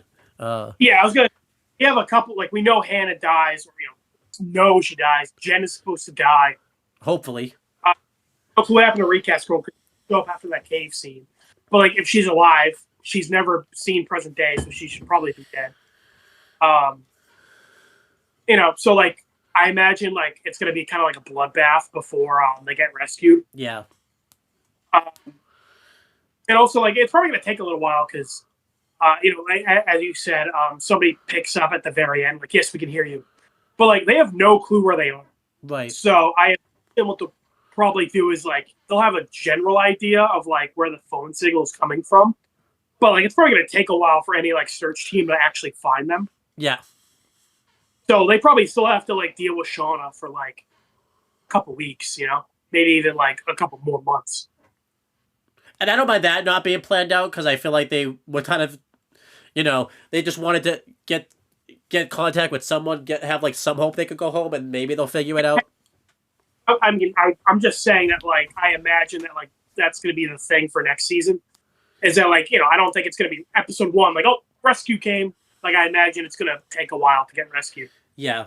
But it'll be interesting what they do with this. I think the episode 9, though, kind of ruined this, because, like, they had a fucking chance to go home then, and Shauna was the only one that fucked it up. So, like, I'm wondering, like, what the they're gonna have to, like, fucking, like, tase or, like, put Shauna in, like, sedation to fucking get them to go the fuck home type of thing. Exactly. So. Yeah, I don't know what they could even do with that. But I do like that Natalie is, like, the hero of the show. Because, like, you know, after present-day Natalie died, I was really, really worried that they were going to kind of, like, reduce past Natalie's, like, role in the show. And that was kind of... It was starting that way in the beginning, kind of, too. Yeah. But no, I like that Natalie was, like, the hero of the season. Yeah. You know, she's the only one who's really concerned about Ben, like, his well-being. She kind of is the only one to respect his wishes and put him out of his misery. She was, even though she was flawed, she was a fairly good leader. And yeah, she's the one who, like, is one to contact rescue. I also like it because it's a nice role reversal of where they are in season 1 when we first meet them. Yeah. Where modern day, like, Shauna's like the most harmless one, and Natalie is like the most kind of fucked up. It's like she's in and out of rehab. Like, she's like holding Misty at gunpoint in her own house. She's like the most like loose cannony. But you kind of see that like it's really the reverse, where Shauna's the most fucked up one, and Natalie, any fucked upness she has present day is because of her like PTSD. But like deep down, she is a good person. I like this a lot. Yeah, I really like the surprise too. It was really nice. And again, I'm also wondering like how Shauna will react. That basically the whole group like plotted against her to try to get like, well, not the whole group, but like she gets the set. Yeah. So now it's gonna like, is Shauna gonna? Huh? Yeah. You. I said half the group was plotting to kill Shauna. The other half was planning to get rid. Right. So, yeah. Also, one thing I want to say, kind of disappointed. I would have liked it if Travis could have seen how Molly died, like, because he made the pit. So that would have been. I hope he gets. It's disappointing because like Van and Taissa cry, but like they didn't have a relationship with Maury, and what we see present day, they don't give a fuck about it. And then also Travis made the pit. He doesn't really get any reaction to it. Yeah. And again, he doesn't have a relationship with Molly necessarily, but like, No, he doesn't. But you figure he'd maybe feel some guilt about it. Yeah. And it's tough to say anybody else because nobody else really had a relationship with Maury. Right. Well, I guess Lottie, because Maury was like the number one Lottie ass kisser last season. But Molly kind of causes a death, so it's like, And they kind of pulled back on that this season, where Lottie Maury stopped believing in English. Maury stopped believing in Lottie this season, so like there wasn't really anything to like really do with them. Yeah. Although the pass was pretty okay, I'll give it like a thumbs in the middle. The hunt was fine for what it was. I just wish they would have made it not as confusion, and I like the Natalie thing at the end. I like seeing Shauna just be full evil and the reveal of her being the Antler Queen. The Molly thing is fine enough what it is. So I'm gonna give the pass like a thumbs in the middle. Yeah, thumbs in the middle for me. Maybe leaning more towards thumbs down. This is an episode where I think the present's better than the past, actually. Which is weird. Which is weird because there's not much present for you to cover. Probably why. Because I thought the hunt was disappointing. Me too. Super confusing, like the editing, like jumping back and forth between these plans that we don't even really know how it works, and we don't really get an explanation after either. And you kind of just piece it together, and even then, it's vague on really how it works. Kind of shocking this ended up being so like sloppy, considering the fact that one of the show creators and stuff like directed the episode. You would think it would have right. First scene of the show, you figure they would have like a general idea of like what was going to happen. And again, it also wasn't much of a surprise because, like we said, it was kind of obvious it was going to be Maury. And I don't really give a fuck about Maury, so I'm like, eh. And that's the thing; it didn't have to be a bad like you could, because Maury being Pico. Well, knowing it's Maury is fine. Like again, it's the dramatic irony of like the audience is like, oh man, Maury, I know your time is short, but like that only works if you like Maury. Yeah. Like, okay, Crisis Core is a really good video game. It's a prequel to Final Fantasy VII. Going into it, the main character dies. The game does a really good job making him super likable, super awesome, great guy. So in the end of the game, when he gets shot in the fucking face, you feel really bad. Or Better Call Saul. Going into it, Jimmy is gonna have to go into hiding, and after becoming Saul Goodman. And like, it sucks. That's how it's happened. Anakin becomes Darth Vader. All this shit. You can do stories like that. Like I think the biggest one. The Darth Vader's the bigger one, but for Mike, that all the stuff Mike's gonna do in the past in Better Call Saul isn't really gonna matter much because all that, like becoming a criminal, working for Gus. All to get money for his granddaughter, and she's not gonna get a single penny out of it. Yeah. So that's sad. Yeah. Yeah. So, it's fine that we know Mari's gonna die, or not know, but like pretty sure she's gonna die. But she's just a whatever character. Yeah, exactly. Yeah, so honestly, thumbs in the middle to thumbs down for me. I was not a fan. Yeah, the hunt. So what was more disappointed, the hunt or the break-in? I would probably say the hunt, because I feel like the hunt had more expectations. Yeah, probably the hunt, because with Red vs. Blue, the break-in, what we got was fine. I was just disappointed that it wasn't longer. It was only one episode. Right. And I think for me, episodes are pretty short. This was like, the length of the hunt was fine for this. Like, it was basically the entire episode. Yeah. Like, building up, was the build up to it and the hunt itself. So, like, the length of it was fine. It was, like, the execution of it was my problem.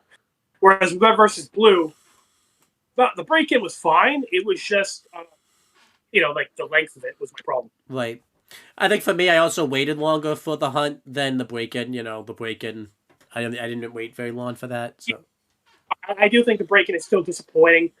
We didn't really get a lot of the freelancers like perspective on it. Washington woke up from his coma after Epsilon, and then we didn't get to see anything else on him after that. Yeah. So that was disappointing. So don't get me wrong, the break-in is very flawed. I have a lot of problems with it. It's probably pretty neck and neck with this, but like overall, I'd say this is a little more disappointing. Yeah, I would say so. But like you said, it's also like we've been reviewing YellowJackets for like a year and a half, so I did wait a long time to see how this was going to play out. Yeah. But let's talk about the present now. Yeah. We talked about this for fucking like 2 hours. And we still gotta do like a little UN award like thing after this too. Yeah. Well, don't worry, the present should be short. So yeah, this is kind of just an epilogue, if you will, dealing with what happened last episode. Which like I said, this episode was gonna be that way, and I had a lot of issues with last episode, so I was thinking this episode was gonna suffer because of last episode. The past certainly did, but you know what? I commend them that the present was solid. It was fine. Yeah, me too. And a lot of my issues last episode were with the present. So the fact that this episode was able to kind of recover from that is impressive. Maybe because Jeff and Callie kind of for a while went up being like the main fucking focus of the. And that like Jeff and Callie are like the best storyline this season. Say that again. Say that again. You cut out there. I said we've been pretty consistent that like Jeff and Callie have like the best storyline this season. So the fact that this episode was mainly Jeff and Callie's storyline wrapping up kind of was the reason why. Yeah. And again, yeah, before we get back, I guess we'll cover Thais' little storyline. It's only like 2 scenes, so pretty quick. They're in Shauna's van after leaving Melissa's house. Makes sense. They had to kind of get out of there quickly without looking for Melissa, because the cops would probably be coming soon. Yeah. Because what was going off, the fire alarm was probably going to go off. And like Melissa's family was probably going to be back soon, so they had to get the fuck out of there. They're driving away. Shauna's like trying to say sorry to Thaisa, but like she's being kind of half-assed about it. She's like, "Hey, like I'm sorry." But like, in my defense, I did say Melissa was dangerous. She's like halfway through saying that sentence before Tyson just cuts her off, being like, "Stop talking." Yeah. I do, because like Shauna's saying sorry, but like again, she's being half-assed about it. She's just trying to like defend herself, which has been pretty consistent with Shauna's character in the present. Where she half-assed it. And then Tyson's just like, "Pull over here." They it's just the middle of like the woods, nowhere. Yeah. Thaisa opens the trunk, and Van is wrapped up in a carpet, which makes sense, obviously, because they don't want any Van's like blood getting in Shauna's van. For like the police. Shauna is like gonna help Thaisa unload her and bury her, but Thaisa is just like, "You're not fucking touching her." Yeah.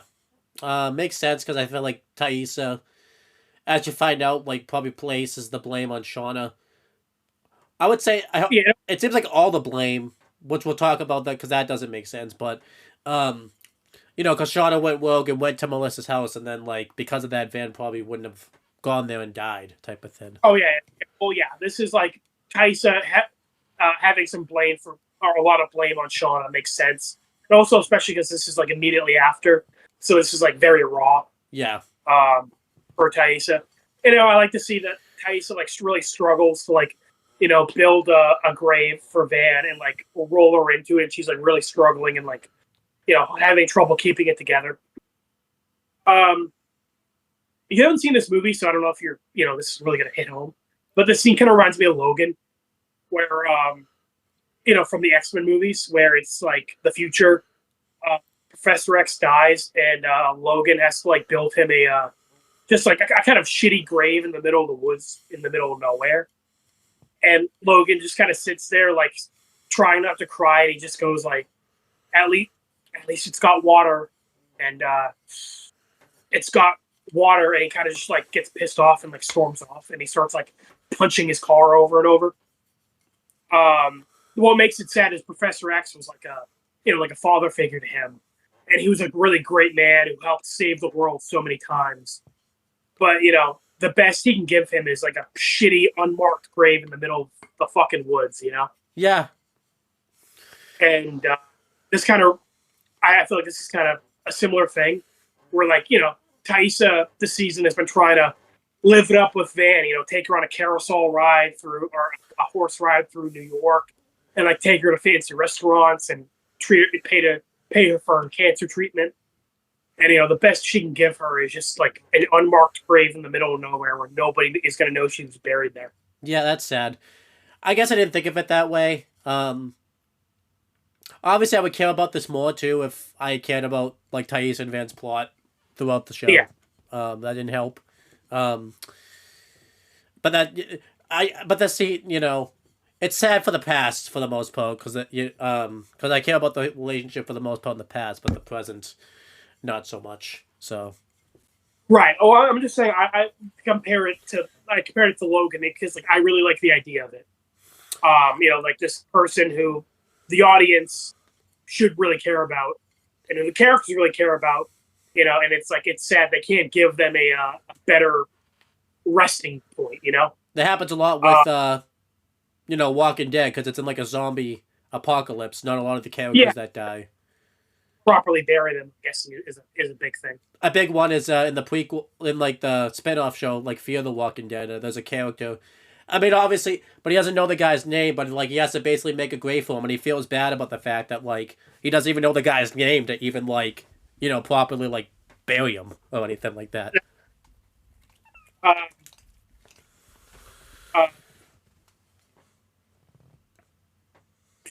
Another similar one, I guess, is in Gundam. The main character ends up killing this like commander in the other army, and then his like fiance is like furious and ends up like trying to kill him. With like another group of soldiers, and then like the other soldiers like fail, and then she just like ends up shooting herself in the head in front of the Amuro, and then they like end up burying her, and he just kind of like he doesn't even know her name, and he just kind of is like left wondering like. Why did she hate me so much to the point that she just like would like kill herself in front of me just to like Yeah. Like he left wondering. He's like he doesn't even know her story or like any of what happened. Right. The best he could do is give her an unmarked grave. It's just very sad. That like you can't fully respect the dead. Yeah. There's a big one in fucking Better Call Saul that I can't fucking say because you haven't seen it yet. So. Oh, okay. I can probably guess which one you're talking about. But like I'm not sure. Yeah. Yeah. I'm guessing. No. Oh. I'm getting that. I'm not gonna say anything else then. So. You could say Mike's is pretty tragic because like he doesn't really get a burial. Yeah, that's another good one. Or Drew Sharp in Breaking Bad, because like his parents presume, because Jesse wanted to give the money to his family, but like Yeah, but as far as we know, his family never even like found out what happened to him. Yeah. Like as far as I know, he just went missing. Andrea, like Brock's mom, because she dies because of all of Jesse's stuff and everything like that. Yeah, And knowing for a fact but and knowing write a for, letter. huh? At least Jesse was able to like write a letter. Yeah, but all honestly, like if you think about it too, like Andrea probably didn't get a proper burial either. Like they probably just like got rid of her body, like very like Yeah, so. yeah. But yeah, very sad scene. Like I like Van. I didn't like their storyline, but like as a character, I like Van enough. She was fine. Yeah, this was pretty sad. Yeah, so I guess it didn't help because I was seeing all like the montages of their relationship and everything like that, like doing this, and then like I saw like some of the ones in season 3. I'm like, oh yeah, this. I think the main one was like the one where like Thaisa kissed like Van like after like Van released VLGI cancer, and it was like right after Thaisa like put a wife in like the hospital, and I'm just like, ooh, this Little maybe not that moment. yeah. Yeah. But yeah, Thaisa ends up like taking a knife and like stabbing into it. And she ends up, I think it's a heart or maybe just a piece of flesh, but she just like takes it and like takes a bite of it. Yeah. I'm not sure why. Like, there's probably like a symbolism to it. Maybe like she, like a kind of a thing of like, I'm gonna always keep a part of you inside me, or something. Maybe she wants maybe she wants to be one. If she feels like if she eats Van, she'll become Van. I like that idea. Or because she's burying her out in the middle of the woods, and like obviously a big part of her life was out in the middle of the woods. Yeah. Maybe kind of like returning to that, back when they were younger and together or something. Yeah, that could be that. I'm not sure exactly. It's not necessarily bad that I can't piece it together, but maybe I would have liked it if that was a little more clear. Yeah, definitely. So yeah, like I mentioned, present day Thaisa mentioned, or Tyson, her actress mentioned that there was like an extended scene where Thaisa kind of gives like talks about it a bit more, like she like talks, like it gives like a little eulogy, I'm guessing. I kind of like that there's no words spoken. Like this scene is very silent. Right. I mean, I guess I would have to see the scene where Thaisa talks to get my thoughts on it. But like, yeah, I would have liked to get Thaisa's like thoughts on it. But at the same time, I do kind of like that this is just like no words. I just have to ask though, why are we cutting scenes? I mean, this is the season finale. You could make the fucking episode like longer, type of thing. Like, the episode's only like 53 minutes. You're telling me you can't get like another 7 minutes in there? Like, why are we cutting scenes? Especially like, again, I probably should have been ranting about this when we did the hunt thing. But again, like it would be one thing to cut. It would be one thing to like cut stuff like. And again, this isn't even going on like national like television. It's going to fucking streaming. Why are we cutting stuff? Like, yeah. Also, just because I want to bring it up because like Van basically replaced Natalie as like the fourth main character of the season. And my favorite character. Don't fucking like that Natalie's funeral is like plays a joke, but like Van's is played like completely straight. Right. Which is weird because Van's been kind of a comedic character too. So. Yeah, so it's just weird that like Natalie's funeral is played as a joke, but Van's is like completely serious. Because her death wasn't a fucking joke. I just thought her death was kind of a joke. Yeah. So. Yeah, we're her like on the plane being like, "What the fuck? That's how I died? Oh my god, that's shitty." Yeah. So a little weird that like her death was played as a joke, but her funeral was completely serious. Hey, you know what that means? You know what that means for the trend, though. Yeah. Like I said, I liked the idea of the scene, but like, the build up to it was not great. Like I said, I didn't like how she died, and I wasn't a big fan of her storyline leading up. I would say not. AJ, I think not great's the one word for it. The build up to this was shit. Let's just be real. Yeah, the build up to this was shit, but like the scene itself is fine. By the way, then we get the trend's gonna continue. By the way, you said that like Natalie's gonna replace. I think we called this up. We didn't pick that Van was gonna die this way, but now it seems like Melissa's gonna replace Van as the new maid. Melissa's gonna be main character, and then she's gonna die. They will get renewed for a 5th season. Jen will be alive. She'll be the new fourth main character, and then she'll die in season 5. And then they'll be like, oh, just kidding. Lottie's actually like alive. Yeah, she's the 4th main character. Just keep doing it. Yeah, I love it. Fucking back, and he's like a girl now for some reason. Who? Ben comes back to life, and he's like a girl now for some reason. Why not? Yeah, why not? Yeah. So, and then we get one little shot of Shauna just like sitting in the van, and then you see Thaisa like walk up to her through like the window. That was a good shot. And then you just see her kind of like stare at Shauna with like blood on her face, and then she just like walks away. They're in the middle of nowhere in like a different state. So like, did she ride back with Shauna, or are they kind of just like awkwardly sitting in the car again for like an entire road trip, or did Thaisa hitchhike back home? Well, she gets in the car. I just kind of thought, they would just. I figured, they got like Thaisa got a phone, and like she could just play games on her phone and stuff. So. Yeah, I like that idea. Like, all right, my girlfriend died. Time to play Candy. Better than having hey, it breaks up the awkwardness and everything like that. So. Well, I was just gonna say, like when she like walks away, it looks like she's like walking away from the car. Yeah. So I was like, is she just like gonna walk back home, or is she like she walks away and she's like comes back and she's like, hey, kind of. I would like the hitchhike idea because she's done that before. Yeah, I'm cool with that. Again, I'm just joking around. It's not that serious. By the way, I like. I have to go back to the past because I forgot to mention some scenes. There was some hints, by the way, in season 3. They pointed out that Molly was going to be Pit Girl. I just want to make sure I mention them. Obviously, if you remember, they did like the cop out where Molly was going to get hunted, but it really wasn't Molly. She wasn't actually getting hunted. That was a hint. And then obviously, she falls in like a pit that like Ben made by accident type of thing. That was also the like the other hint. So. And then, probably another hint that I can't think of right now. I just wanted to make sure I mentioned those 2 hints, though. So, overall, this Thaisa scene was fine, but like you said, if I cared about the build up to this was shit type of thing. Yeah. And I guess I'll just talk about this next scene now. It's like one of the last scenes of the present, but like, it's kind of not really tied to anything else, so I can talk about it. Thaisa meets up with, we don't see who it is for coffee.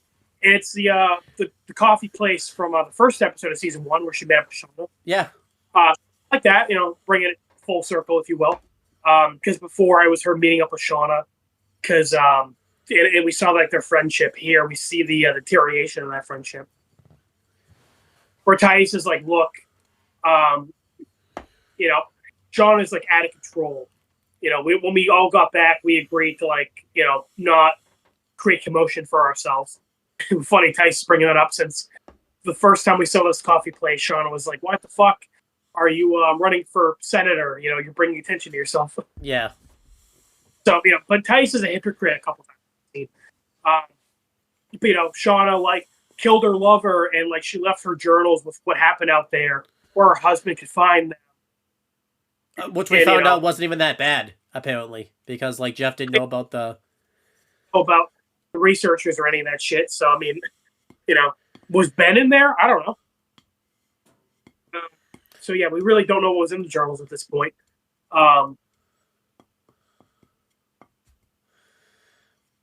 Sorry, Moo decided to be an asshole and bite me. Shit, where was I? Tyus mentioned all the bad stuff Shauna did. Oh, yeah, sorry, I had a brain fart. So yeah, and then she's talking about how present day, she's just she's just getting everybody killed essentially, because she blames she blames Shauna basically for going after Melissa without, and getting everybody else roped into all this. And she also blames her for Natalie's death. Which, okay, look, I'm all for, everybody saying fuck Shauna. But you can literally blame everybody but Shauna. Yeah.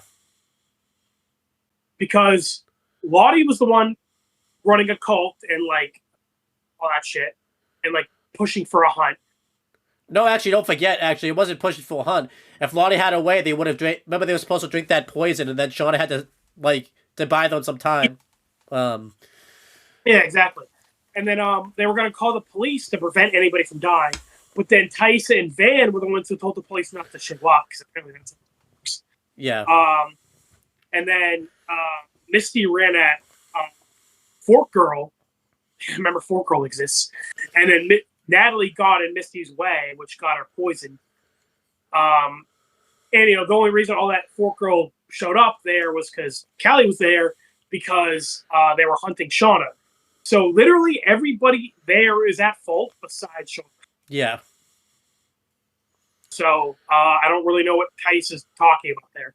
Although I will say I'm glad that she brings up what happened in the past, where she mentions, like, hell, you know, even when we were out there in the woods, like, Shauna was responsible for most of it. Hell, she, like, thrived on it. But then she mentions, I can't believe I forgot that for the longest time. And with what Shauna mentions later, she mentions that, like, I think we all forgot what happened out there to, like, protect ourselves. And I'm like, what the fuck do you mean you forgot? So, How did you get that? yeah. So. What the fuck are you talking about?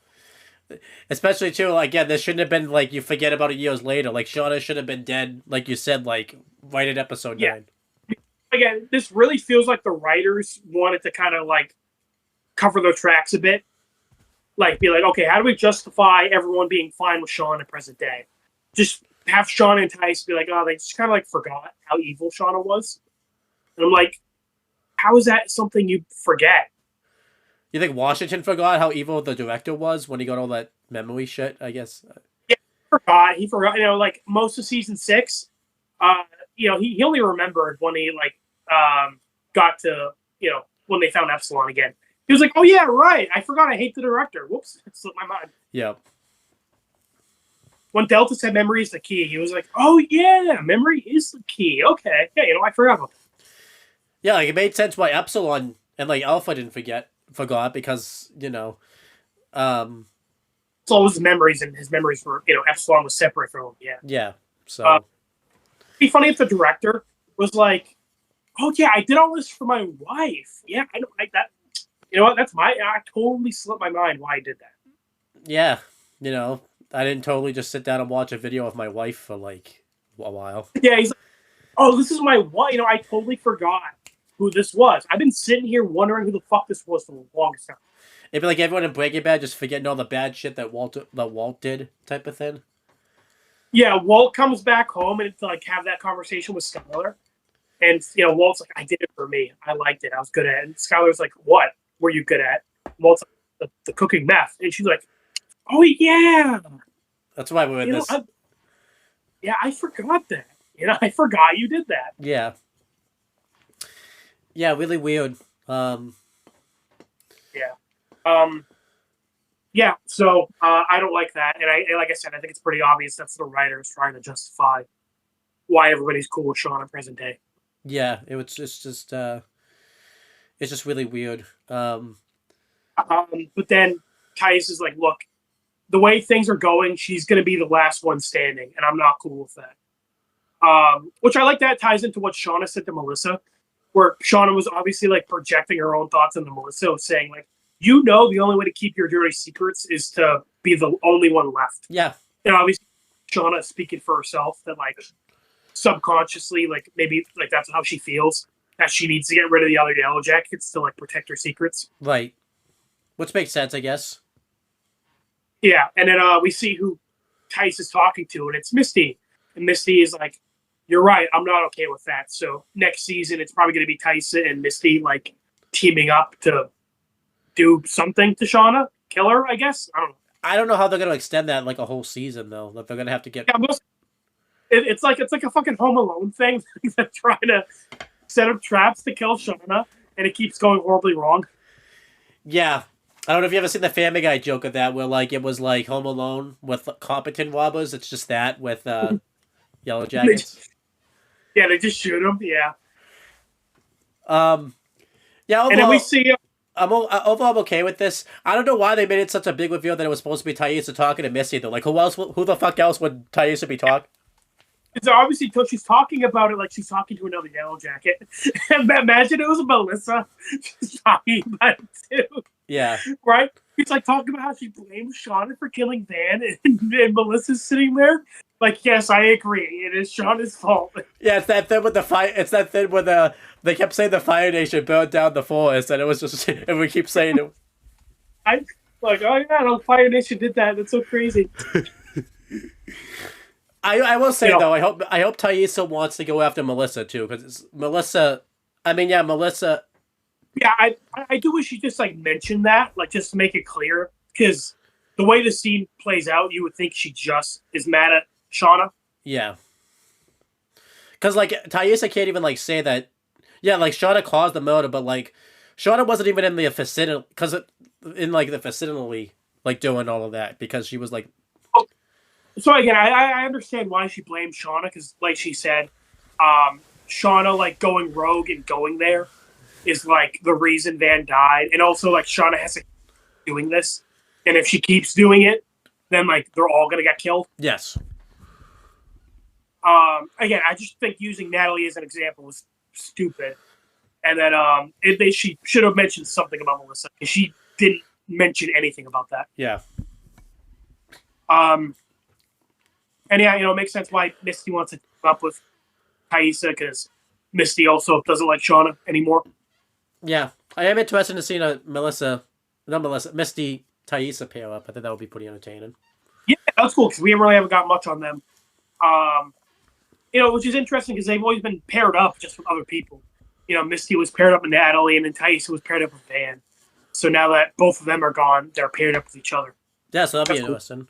Again, I just wonder what they're gonna do to make this interesting season. I imagine because obviously, you could get like you could get like 6 episodes out of this, but I don't know if you can make it a whole season's worth. Because obviously, I imagine Shauna will be around till the end of the series type of thing. So maybe like the plan will go long, and then like Shauna will kill one of them, like maybe Thaisa or something, and then Misty will have to figure something out type of thing.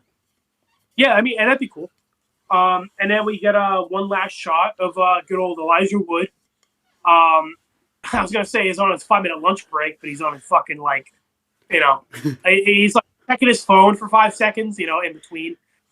Like that's what he's doing, because he rolls down the window, and then we see Walter staring at them. He's not like smiling or anything. He's like, it's kind of hard to get a read on his face on what he's thinking. Yeah, I don't know. He's here, like it kind of looks like he's like smirking a little bit. I don't know what he wants. Yeah, so Walter's a very strange character, as we mentioned. He's not even a character; he's a plot device. But 2 little things were kind of interesting to me. So the last scene with him, he was like talking with Misty, and then when Misty he realized Misty ran off, he didn't get mad or upset or anything. He just kind of looked blank faced, and then he just sipped his drink, and that was the end of the scene. Yeah. I mean, you could just say he's disappointed that Misty ran off, but he didn't look disappointed. He just kind of had a very blank expression. And then here, same thing. He's just kind of spying on Misty, and so I'm thinking, does he have an ulterior motive?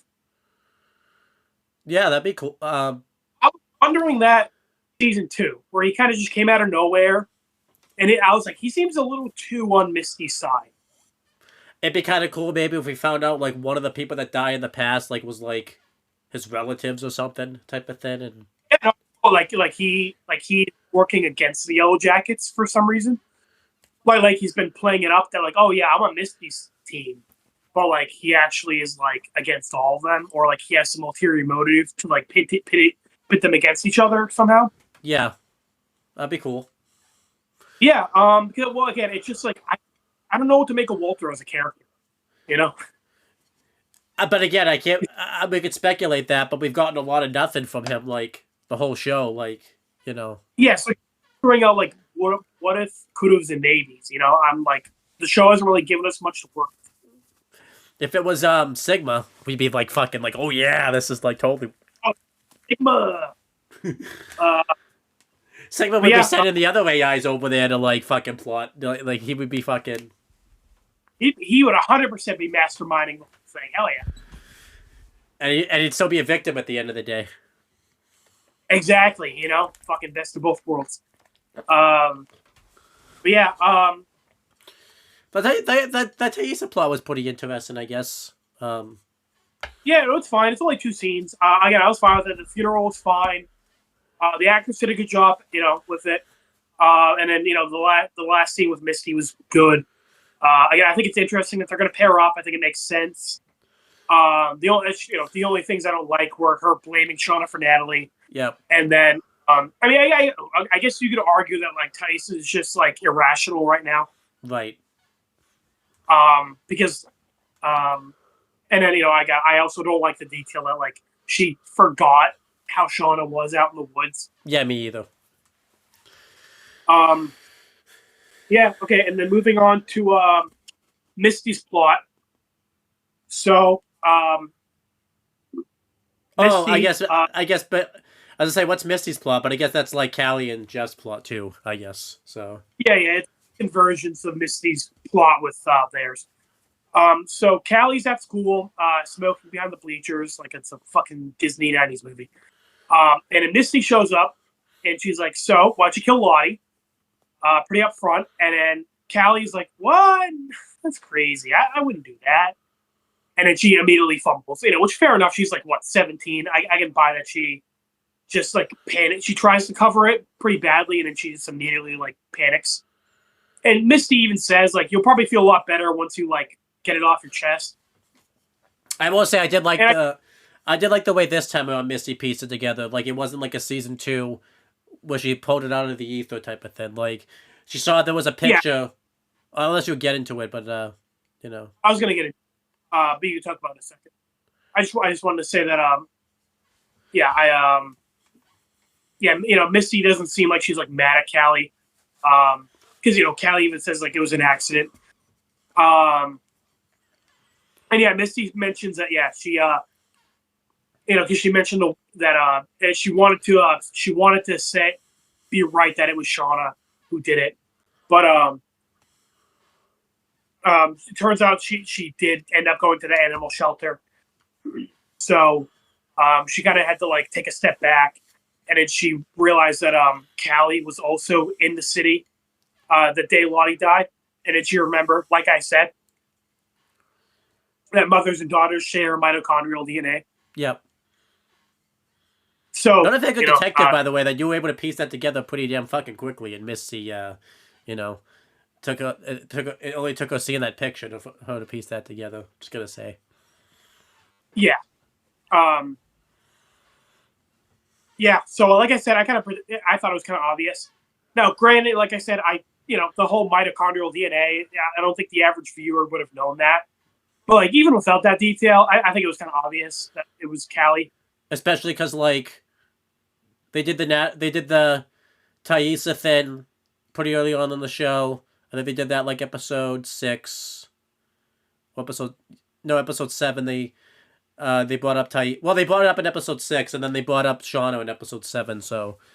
And, like, we like, saw Shauna it couldn't have been Shauna because that didn't add up. Thaisa would have made sense, but because they brought up Thaisa so early on, you kind of figured it wasn't going to be Thaisa. Run up too quickly.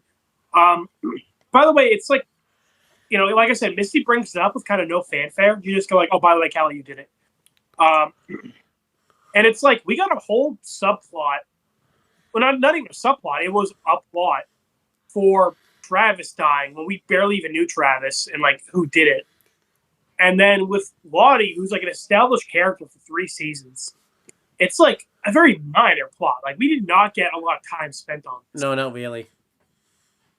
And then, so like, before I get into the flashback where Callie explains what happened, do you want to get your thoughts on everything up to this point? Yeah, I do like the way that Misty pieces it together better because she sees the picture on Lottie's phone, and then that kind of reminds her that, like, mothers and daughters share DNA. She kind of pieced together, that Callie was trying to get information anyways because she had spiked her drink so she could talk to, like, Lottie and everything like that. So maybe she thought that her and Lottie had ulterior motives and everything like that. And obviously, you know, since her mom killed, you kind of figured like her daughter would follow the same trend and everything like that. So I will say they did a better job of having Missy piece that together, where it didn't feel like she like read the fucking script or had Neil send her the fucking script. Near this scene like she did last season. I'm cool with that. Yeah. I kind of like that you get to see that Callie's so like disconnected from everyone. Like, you know, she doesn't really see, like, in the beginning of the show, it seemed like she had like friends and like a normal teenage life, but because of all this shit now, it seemed like it's messed with her. And you could definitely tell that like killing Lolly seemed like to mess up Callie a little bit, because you'll probably see it more when you watch season 3 in hindsight. You'll probably see the Callie's like really stressed out and just on edge, like probably after that season. Yeah. I kind of like that. Makes sense that she away because remember, like she had a boyfriend, and then because of what was going on with you know, Shauna killing Adam, she ended up like breaking up with him. It makes sense that she would end up like driving away her other friends because of what's going on. Yeah. So, you know, the background detail. I'm glad you pointed it out. I didn't even notice it. Yeah. So I'm kind of hoping that you know, because like they're getting away from Shauna, as we'll talk about, like we'll see like next season, Callie's still gonna be messed up, but like she'll slowly progress and maybe not go fully back to what she was season 1, but we'll get some type of middle ground where she starts to establish the friendships and everything like that. Yeah. Yeah, and then we get into the flashback of what happened with Lottie. Like you mentioned, that we get a scene with like Lottie bowing down to the Antler Queen and like screaming, and then we come to like present day Lottie.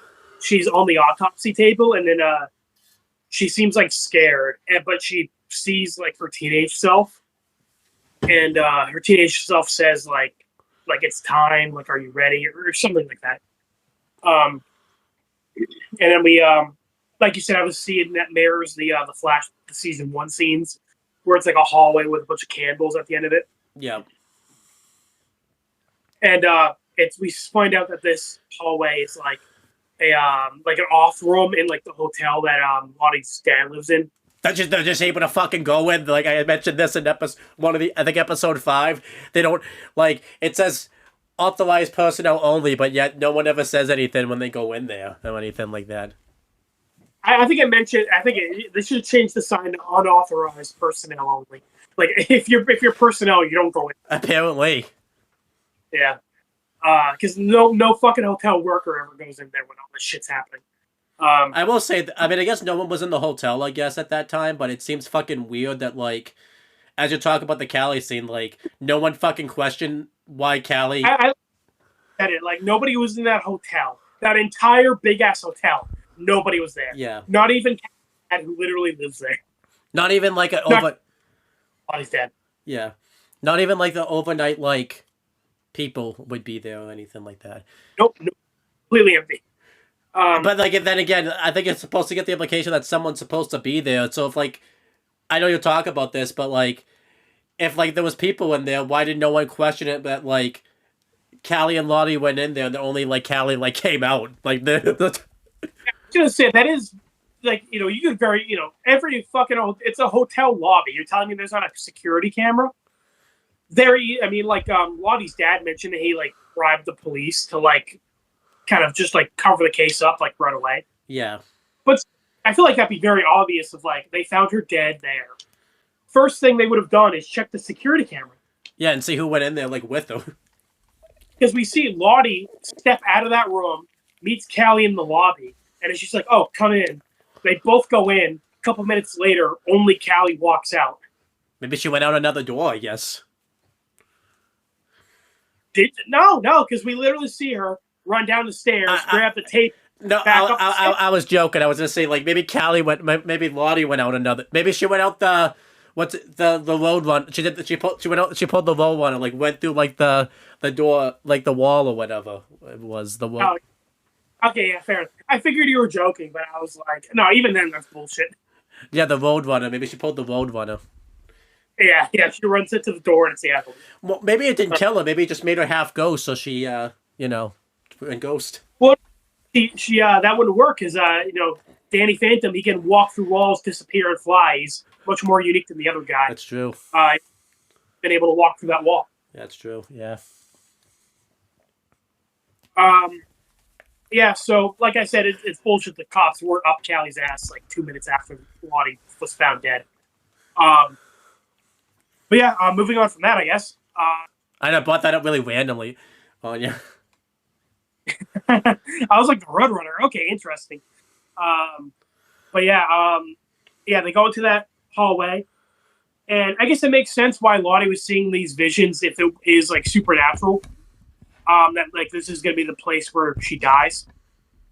Especially if what Lottie says here has any truth to it, that like this is where she's like meeting the wilderness for the first time. You know, like it's where she's becoming the sacrifice. Yeah. Yeah, so she goes in there, and Callie's like, "Hey, you stole that tape from me," and yeah, she's like, "Oh yeah, like she like puts it in her pocket. And she's like, "Callie, you didn't come here for the tape. You want to understand your mother." So she's like, "Tell you what, I will, be completely open with you. Any questions you have, I'll answer." And Callie, this is pretty sad, where Callie just asks like, "Hey, like, does my mom love me?" Yeah. And I like how Lottie's response to this is kind of like, "Oh, I wasn't really expecting you to have that kind of question." Like she's like, "Oh, loser." Like, is that kind of question you want to know? Yeah. Because Callie's like, she does normal mom things, but like, whenever she says she loves me, her eyes are just like blank. Yeah. And then Lottie's like looking into the earth, right? And Callie's just like, "Yeah, I guess." I do like this where Lottie's like trying to like, like the way Lottie's speaking, you can tell she thinks that Callie is like this special thing, where Callie is just like, "Okay, cool, I'm just like a normal girl." Yeah, she's trying to like have a general question about it, and Lottie's making it supernatural. Yeah. Good that these aren't the Evil Dead fucking characters she's having this conversation too. Yeah. She'd be feeling that same torture Ash fucking felt. Oh god, yeah. No, fucking poor guy. But Lottie is like, what we had out there was like special, and like when we came back, it like came with us, and like your mom felt it more than any of us, and and then Callie is like, I forget exactly how the conversation goes, but she like the way Lottie's speaking, Callie is pretty blunt, just being like, "What, that you guys like, that thing, like that wildness that you have in you, is that because you were like eating each other?" And this is the first time like any of them has like confirmed that to anybody outside the group. Yeah. Because Lottie pretty much confirms like not just that, like the thrill of it, the hunting, and you could tell Callie's like disturbed by that, because it's like I'm sure she kind of figured that they were eating each other, because even that reporter in season 1 like was like, "What, that you guys ate each other, right?" Yeah. You could probably, that's what a lot of people assumed they did, but like I think having it confirmed for Callie is like disturbing, I do want to say the scene doesn't probably land as well though when with everything we just talked about during that hunt. That like, and again, yeah, but for what it is, it's fine. Yeah, especially for Lottie. I don't know why she's like it was thrilling, because like Lottie hasn't participated in any of the hunts we've seen. Yeah, no, she's been very hands off. I guess we'll maybe get a couple more hunts next season. Yeah, we'll see. Yeah. I don't know how many more, because it's only 2 characters left that could be hunted, really. Right. Yeah, the way they talked about the hunting last season when they were going to do one present day, it seemed like they did it like a lot more than we've had so far. Yeah, definitely. Like the way they talked about it, it definitely seemed like they had more than like, it probably ended up being like 3 or 4. Like it seemed like it happened a little bit more than that. Maybe they'll squeeze. Maybe like Shauna will feel like in the past, like we're about to get rescue school. Let's squeeze in 2 more hunts before then. Before we go, yeah. But yeah. So, fuck, what was I saying? Oh yes. And Lottie's basically like, it took our baby, but here we are years later, and like we got you. Like you are like the reincarnation of like the wilderness. Like you're so strong. Like you feel it much more than your mother ever did. And Callie's like, "You're fucking nuts." Like, my mom was right. I do like And this she's too. like, She's mentioning like I'll be because like in season 2, Lottie always thought that like Shauna's baby was like their baby type of thing, so that was pretty consistent. yeah. I also like it because like even though it didn't happen, remember Shauna was having those like fever dreams where like she couldn't breastfeed the baby. Yeah. So like Lottie was the one doing it, and Lottie was like, "If you can't provide for it, like I will." Yeah. Yeah, I do like that. Yeah, where Lottie refers to it as like our baby. Yeah, me too. Also, it comes off as creepy, you know. And yeah, Callie's like trying to like leave, but Lottie like grabs her and like isn't letting her leave, and she's still like talking crazy. Which explains the struggle onto her fingernails. Yep. And then like she's still talking more and more, and again she's just like, again she's like, when it's because she's like comparing Callie to them, and like she's acting crazy that Callie like gets like offended. It seems like, yeah, because she's very straight faced, and then she just like pushes Lottie really hard. It seemed like something switch in Callie too, type of thing. Like kind of like as like a switch flip. Yeah. Yeah, and she is serious, and he pushes her very aggressively. But to be fair, again, she probably just didn't realize the stairs were right behind them. So she just like kind of pushed her out of anger, and then like she realized after, like, oh fuck. Yeah. Or like maybe she didn't mean to push her down the stairs, but she didn't think she would fucking die. Well, we made those jokes. We made the joke about the stairs, I think, like several episodes after Lottie's death. So I can't blame Callie for not thinking that. Yeah. So we get a slow-mo shot of Lottie like falling midair, and then she seems pretty chill with it. You know, again, I think she's like cool. Like she views Callie's like the wilderness, so she's like, "Yes, I'm being sacrificed." Woohoo! And it's like the aliens in Toy Story, where they're like, "The claw, we've been chosen by the claw." She gets to go be with Ben now, too. Yeah, I know, right? Ben's like, oh, fuck this guy. God damn it. I bet Ben's like, I want to go back. Yeah.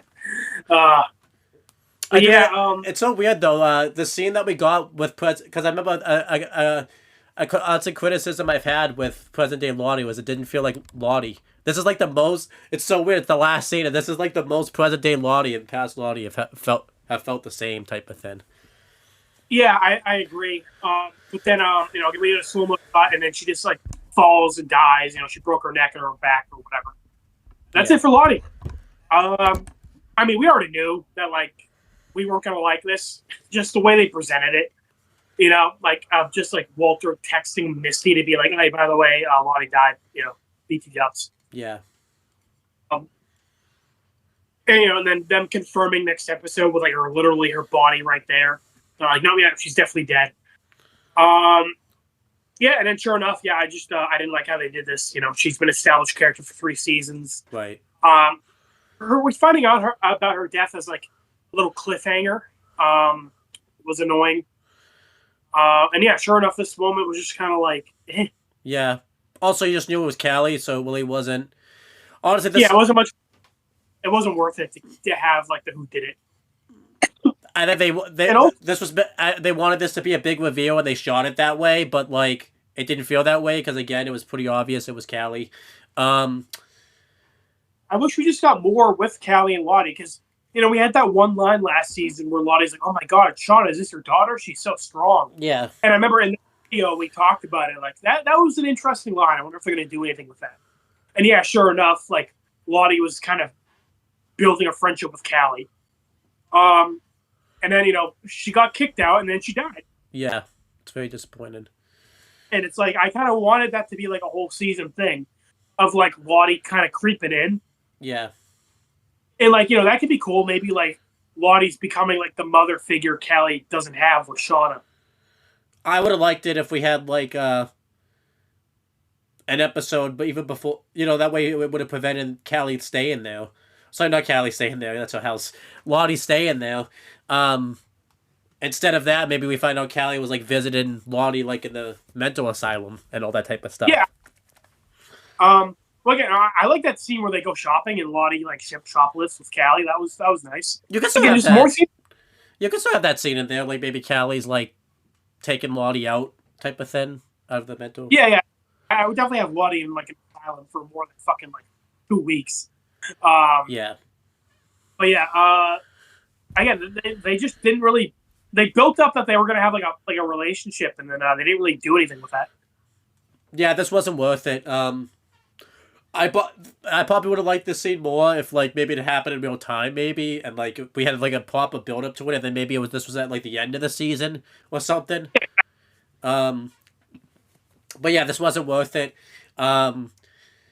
It seemed like they wanted to give Misty something to do and like make her the new Natalie, and then like this was a way to do that, and then it just made Lottie in the present day just really not worth it because they really didn't do much with Lottie. They didn't make her the like cult villain I wanted her to be in season 2, and then they really dropped the ball with most of the storylines in season 2, and then again she's only in like 3 episodes because she's not in the first episode. She like you said, she shows up, she stays at Shauna's, and then she gets kicked out, and then you know, I've gone back and the trial episode. You wouldn't even there's nothing in hindsight where you would know that that's gonna be Lottie's like last episode, like a live type of thing, present day, and then like she Odd from her before like we found out she died, but she had like a phone call with Tyson for like 30 seconds.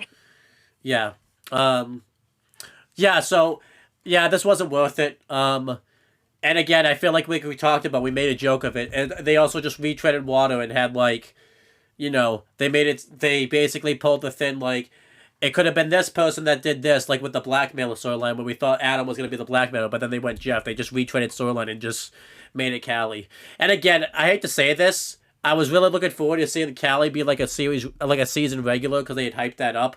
It seemed like the only reason they fucking did that was for this fucking storyline, and it wasn't fucking like, honestly, Callie got way more fucking screen time last season than this season. Yeah, she definitely felt like more of a main character last season. Yeah, so this was very disappointing. Did not like this. Yeah, and but I do like the following scene.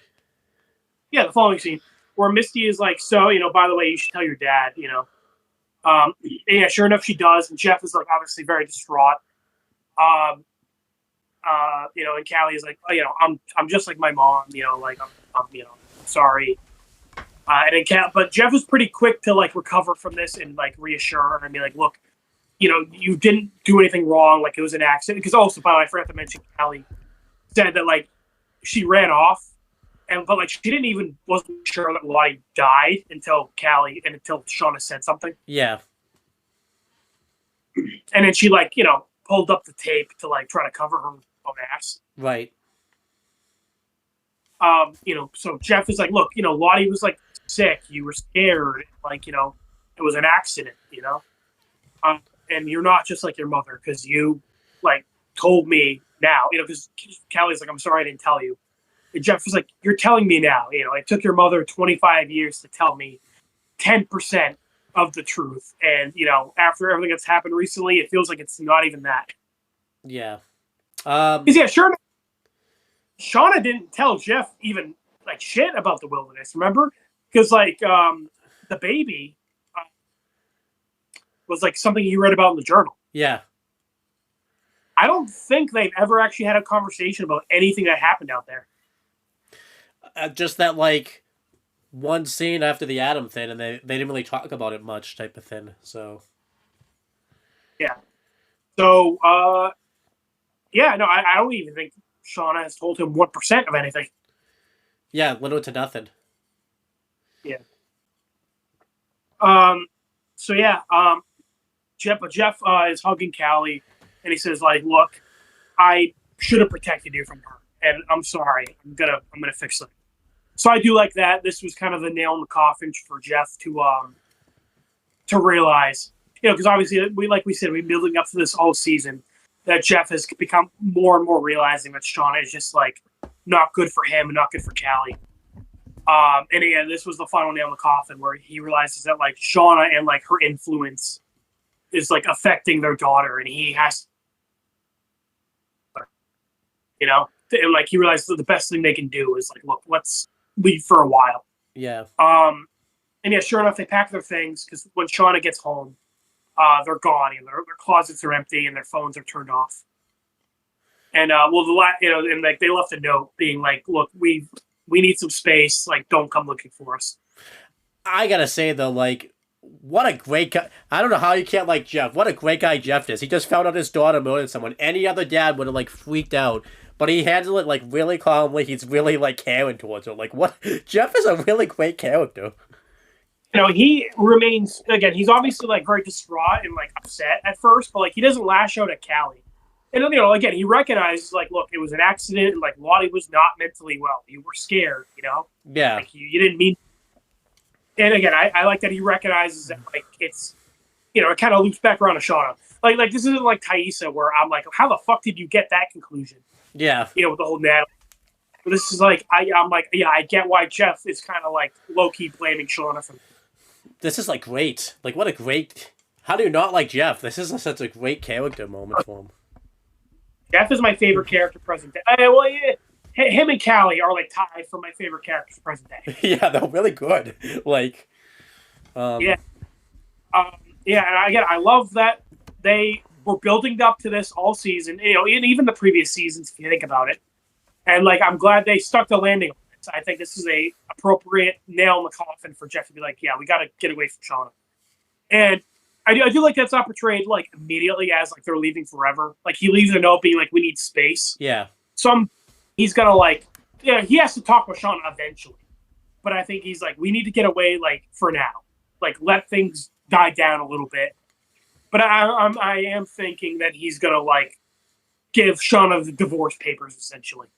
I really hope too that like, I'm gonna say this now. Like I really hope we get like a couple episodes with like Jeff and Callie where they're actually doing well. Like the whole thing that Shauna said ended up being bullshit.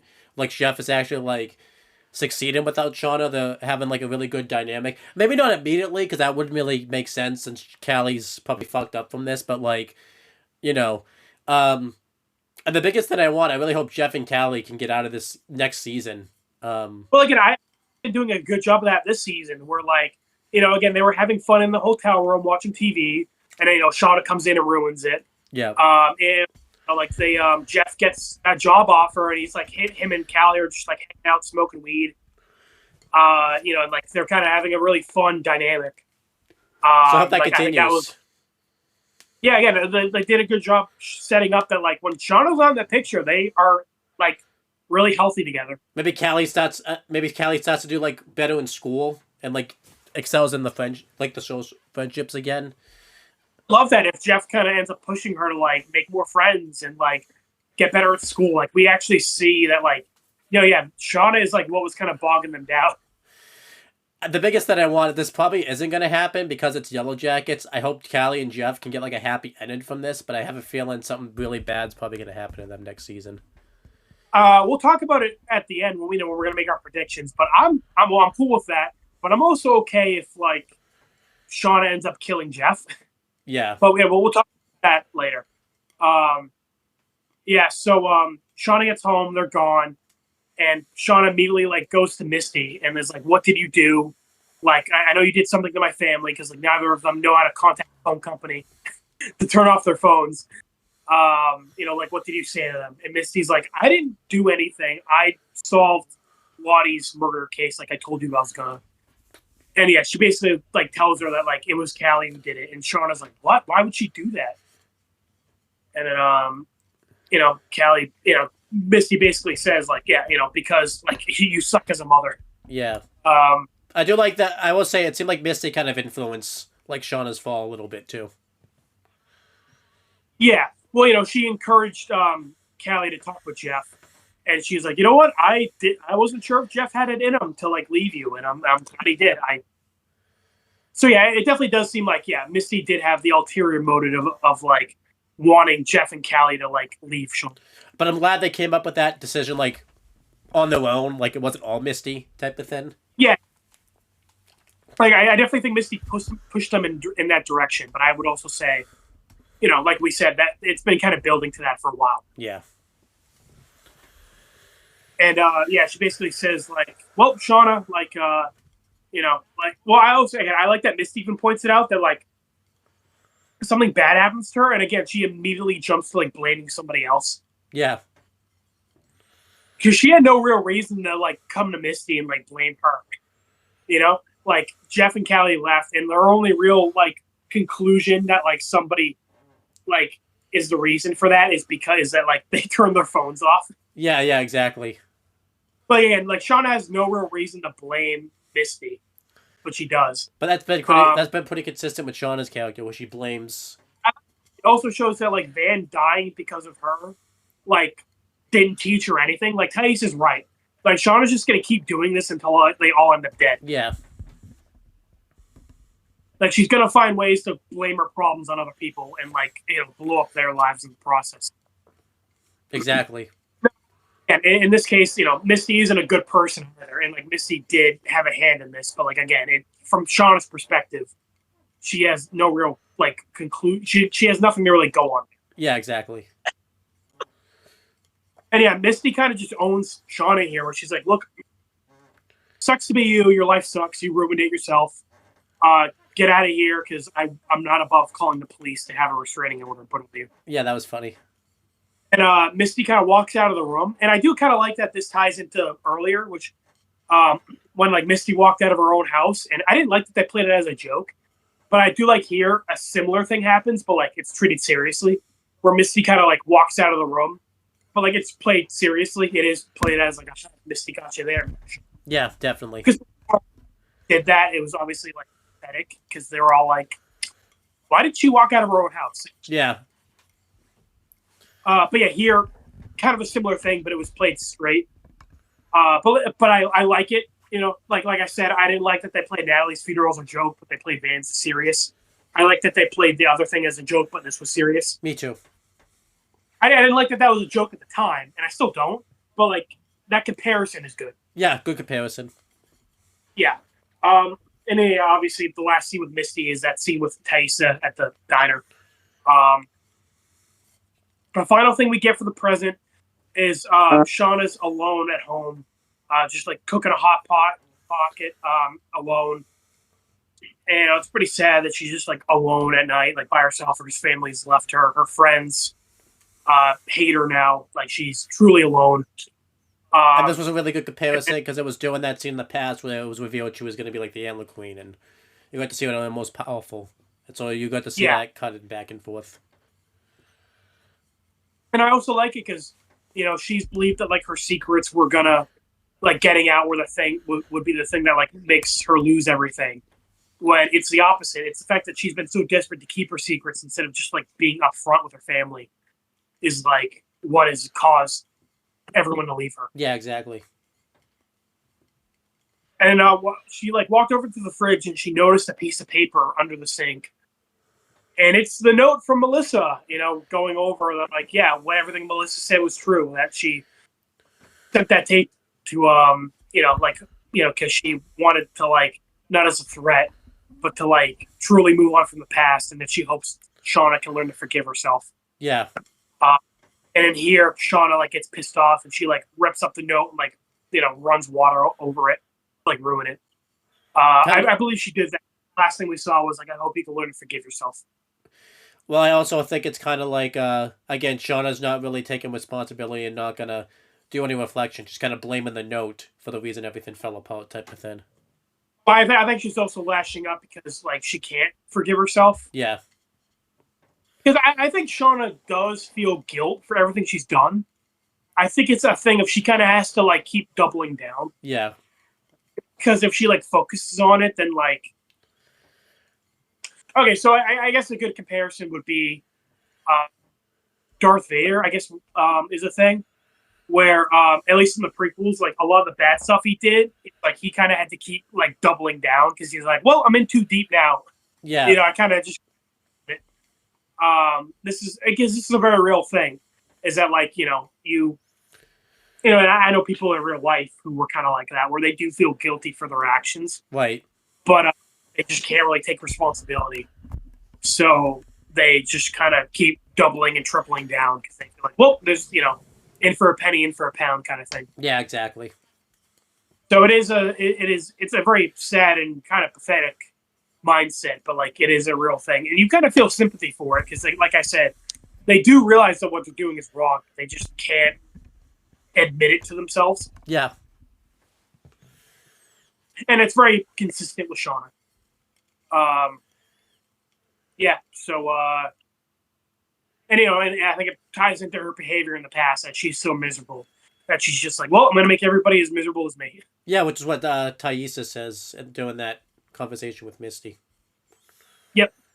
Yeah, that was a good scene. I will say, not a big fan of like the note was there the entire time. Yeah, especially because no one's like cleaned the house or like anything since then. Or I mean, I guess it makes sense because like as soon as Callie mentioned the tape, like they left the house to go to the hotel, and nobody's been home since then. Yeah. But just like imagine Shauna found that note like just a little sooner, that would have prevented everything. Yeah, exactly. I guess that's kind of the point that like, one little thing might have changed everything. But like I don't know. I don't know how I feel about it. Yeah, me too. But yeah, then we get like Shauna like making a diary entry for the first time in presumably years, where she talks about how for a long time she's tried not to think about. She believes that all of them have like forgotten what happened in the past to like, and like it's a psychological thing where they prevent like themselves from thinking about a traumatic event. But she thinks in their case, they don't want to think about how much fun they were having because they could truly be themselves out there. And that, she wasn't a mother out there. She was a warrior. She was a queen. So it seems like Shauna's going to go back to what she was like out there because she's been regressing it for so long type of thing. Yeah. And I do think it's 100% cope on Shauna's part. Where, well, one, again, as we saw, nobody else, okay, thank you, Boo. Nobody else was really like this. It was really only just Shauna that was like having fun out there. Yeah.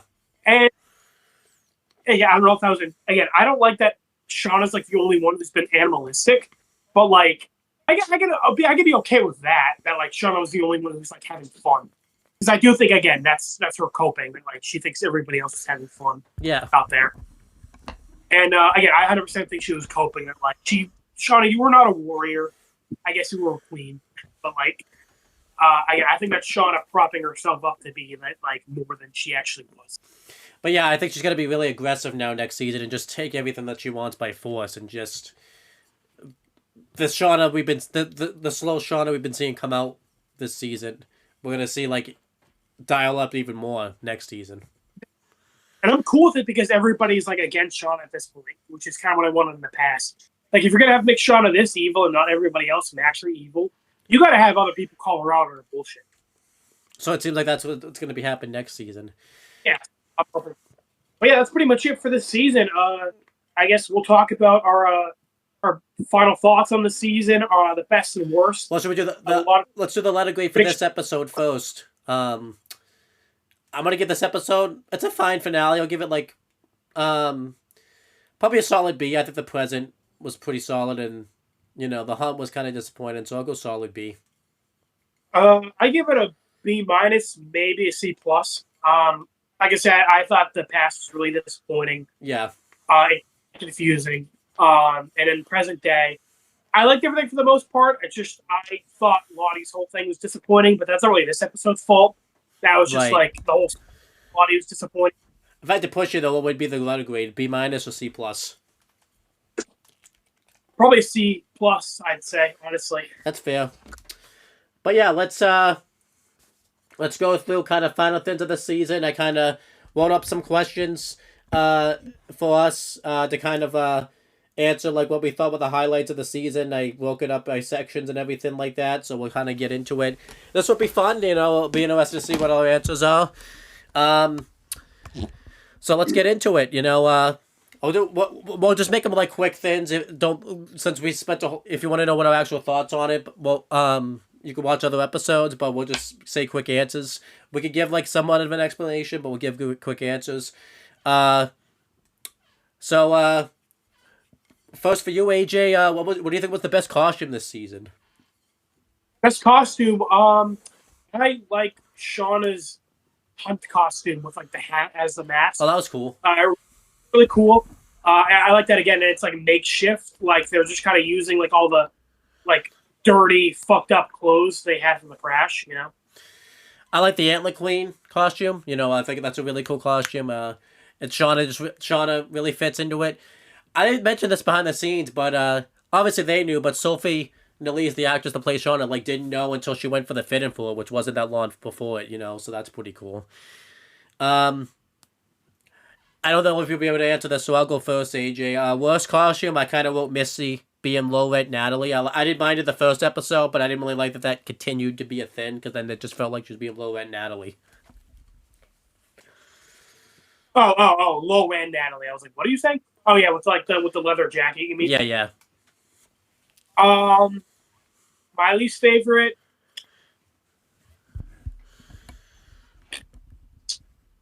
I guess present day backwards cap girl. Because again, I just think it's kind of lazy that like they had to have her continue having a backwards cap. Yeah. Just so we knew. That's fair. That was my other answer, but then I thought of the Misty thing. So, yeah. All right, best song. I feel like this one you really can't answer because you don't know the music. But for me, I put Ben's Death Song. I thought that was really sad and really fit the theme of what they were going for there. So that's something I think about. Do you want to just not answer? Do you want to just agree? Yeah, I agree. That was a good song. I can't really comment too much on it because I don't know the specific song super well. Biggest surprise. I'm sorry, no, worst song. I put the song that played like doing one of the after Thaisa and Van killed like the waiter because they were trying to make me care about the relationship, and I just didn't. And that was like the whole episode. Like a fun song when they were running away. I thought that was kind of lame. Yeah, that one too. All right, biggest surprise. This one I broke up by past and present, so that way we could talk about both. I'll do past first. Because we had my past one and my present one. One's a positive and one's a, negative. My biggest surprise of the past was Natalie switching places with Hannah. I thought that was a really nice surprise and really didn't see that coming. What was your biggest surprise of the past?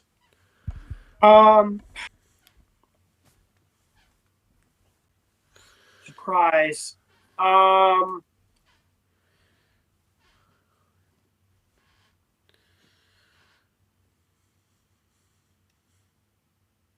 can't. Yeah, I guess. Yeah, Natalie switching places with Hannah. That's the only one I can really think of. I was going to say Ben letting Mari go, but I think it was kind of obvious he was going to do that. Yeah. Another one could be like Ben not dying at the end of episode 5 doing like the shootout thing, because that was pretty shocking. Yeah, they didn't die there. Yeah, that was another good one. But yeah, I'd probably say Natalie and Hannah switching places, because that was like the really only like win Natalie got this season after fighting so hard. And then I put from biggest surprise of the present. This is a negative one, Lottie's death, because like no one would have thought that would have fucking happened the way they did. I agree. Yeah. You could go first. I think the Lottie's killer is also up there, but I think Lottie being dead in general is definitely a better, a worse. Okay, Moo, what the fuck?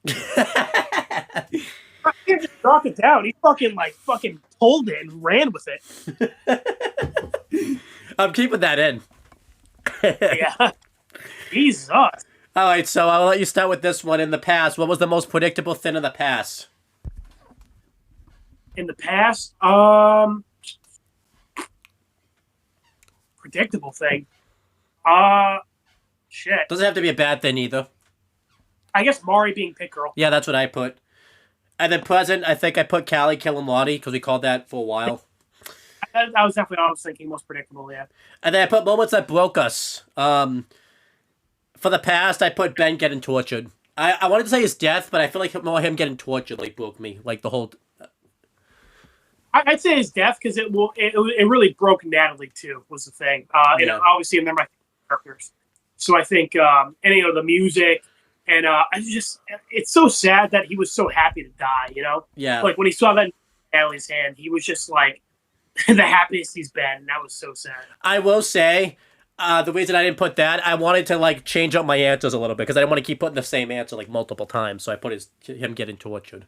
Because some of the stuff that happened about him getting tortured, like, I feel like, too, because he was such a good character, like, him getting his, like, Achilles and then him like being forced to eat was pretty sad. Yeah. The present. This one I put like one that didn't make any sense was the Shipmans letting Lottie stay at the house because that just like I remember just yelling like no this like that doesn't make any sense like that so I put that one.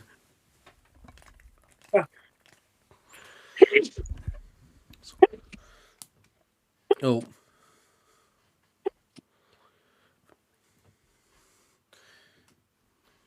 Yeah, I agree. Well, because it was a mix of the cult's gone, which is like, okay, that didn't make sense. And then, yeah, I don't know why they would let Lottie stay at their house. Yeah. So, yeah, probably that was the one that didn't make sense. And then I put moments that didn't stick the landing. So about the show that like the show tried to make like feel big, that like really didn't feel big. I again put for the past Molly being Pit Girl. I would put Lottie's death because I think of like the slow mo when she's like falling down the stairs. I'm like, no, the past. Oh, the past. The scientist dying. I think. For me. Okay. Which one? The dead meat. Yeah, dead meat. It was just too quick, too suddenly. I was expecting they were going to do more with it. Also, Cody, I guess. Maybe Cody more so. And then the present, I put Thaisa put in Vandovest. I feel like they tried to make me really like care about that, but again, I didn't really care about the build up to that was shit, so it made me not care about it as much. I would think death more than their funeral really did not stick the landing for me because they were building up that Van was going to die for a while, and they somehow made it sudden. If that makes sense. Yeah. And then I put worst character decision. For the past, I put Hannah killing Cody. Like, Cody dying just didn't make sense. Like, Cody used him to, like, help hunt or, like, help, lull the area. So, like, and Hannah just killing Cody just didn't make any sense. For me, I would put everybody listening to Shauna when she said they're going to stay there.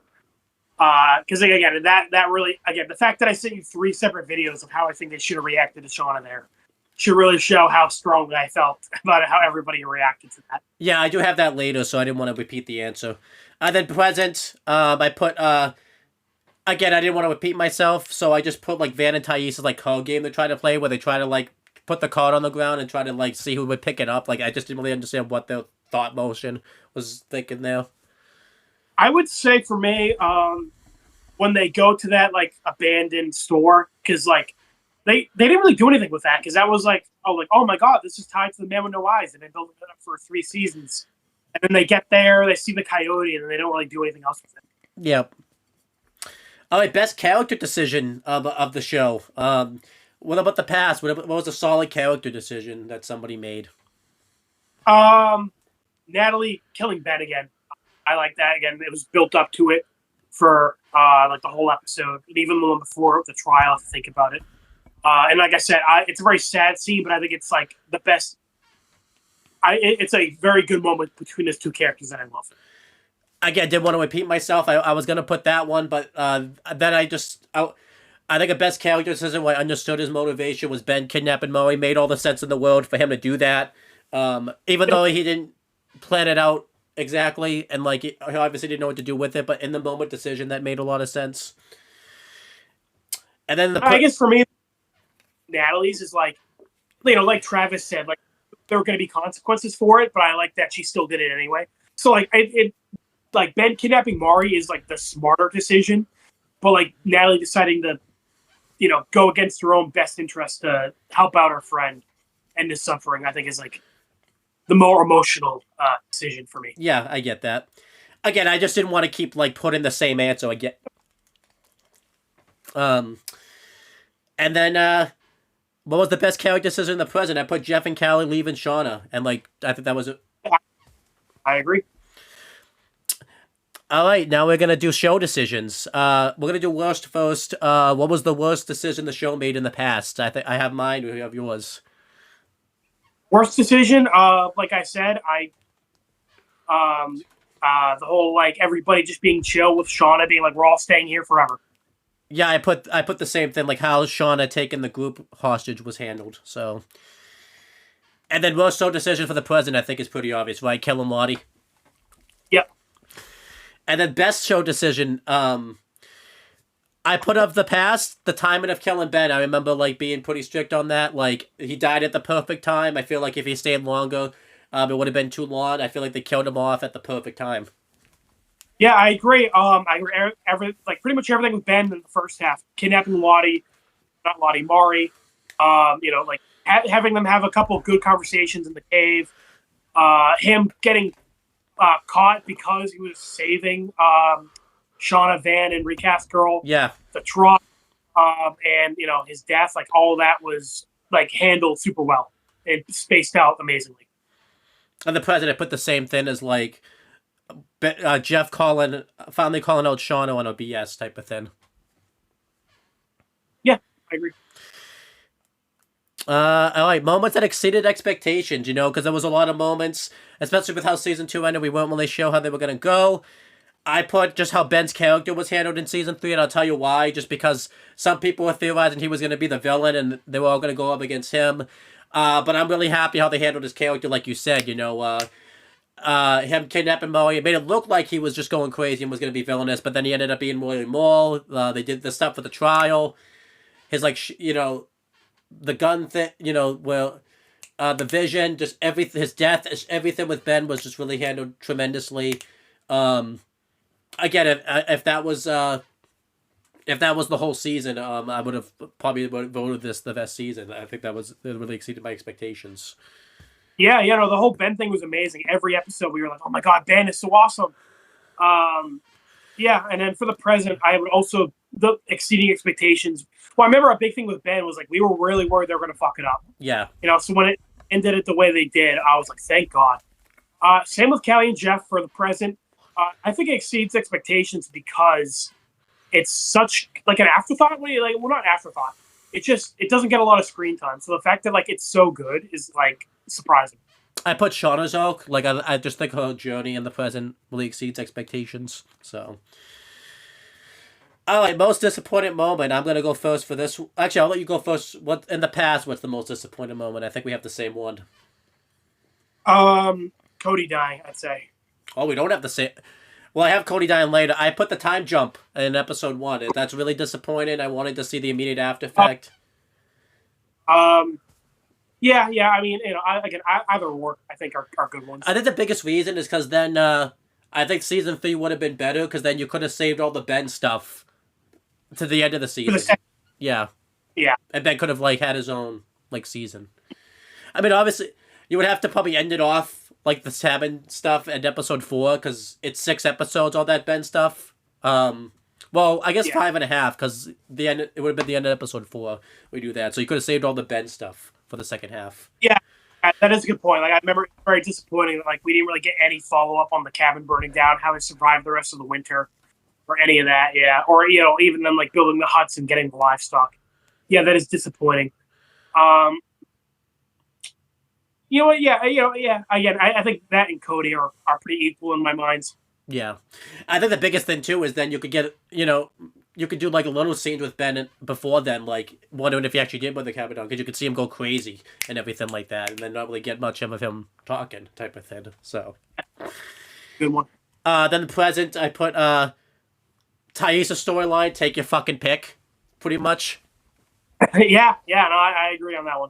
Or I'm going to say I think Walter's inclusion again. I really thought we were going to get more on him this season after last season. Yeah, true. And, again, it's Elijah Wood. You figure they would have done more with him. Right. If you want a more specific Thaisa one, it could be maybe the fact that all of the stuff with her dropping out of office and her marriage falling apart happened off screen, or you could say the man with no eyes not really getting resolved. Those would be 2 couple ones. But I put all of Thaisa's. Yeah, because with Walter, it's he's kind of just whatever. He's in the background. He shows up randomly. Thaisa is a main character, and everything in her storyline was not good this season. Yeah. So yeah, I'm changing my answer. I agree with you, Thaisa. And then most upgraded character, I think the past is obvious. It's Molly. She really upgraded this season. I'm gonna say Shauna. Oh, for the past, okay. Yeah, because again, I like what they did with Shauna. I just don't like how the others are reacting in relation to Shauna. That's fair. And then for the present, I put Misty. I feel like No, I felt like she was kind of like the de facto answer because Van and Thaisa didn't upgrade. I can't really say Jeff or Callie upgraded. I can't, and Shauna kind of stayed the same, so I put Misty, um, for the present. Upgrade for me.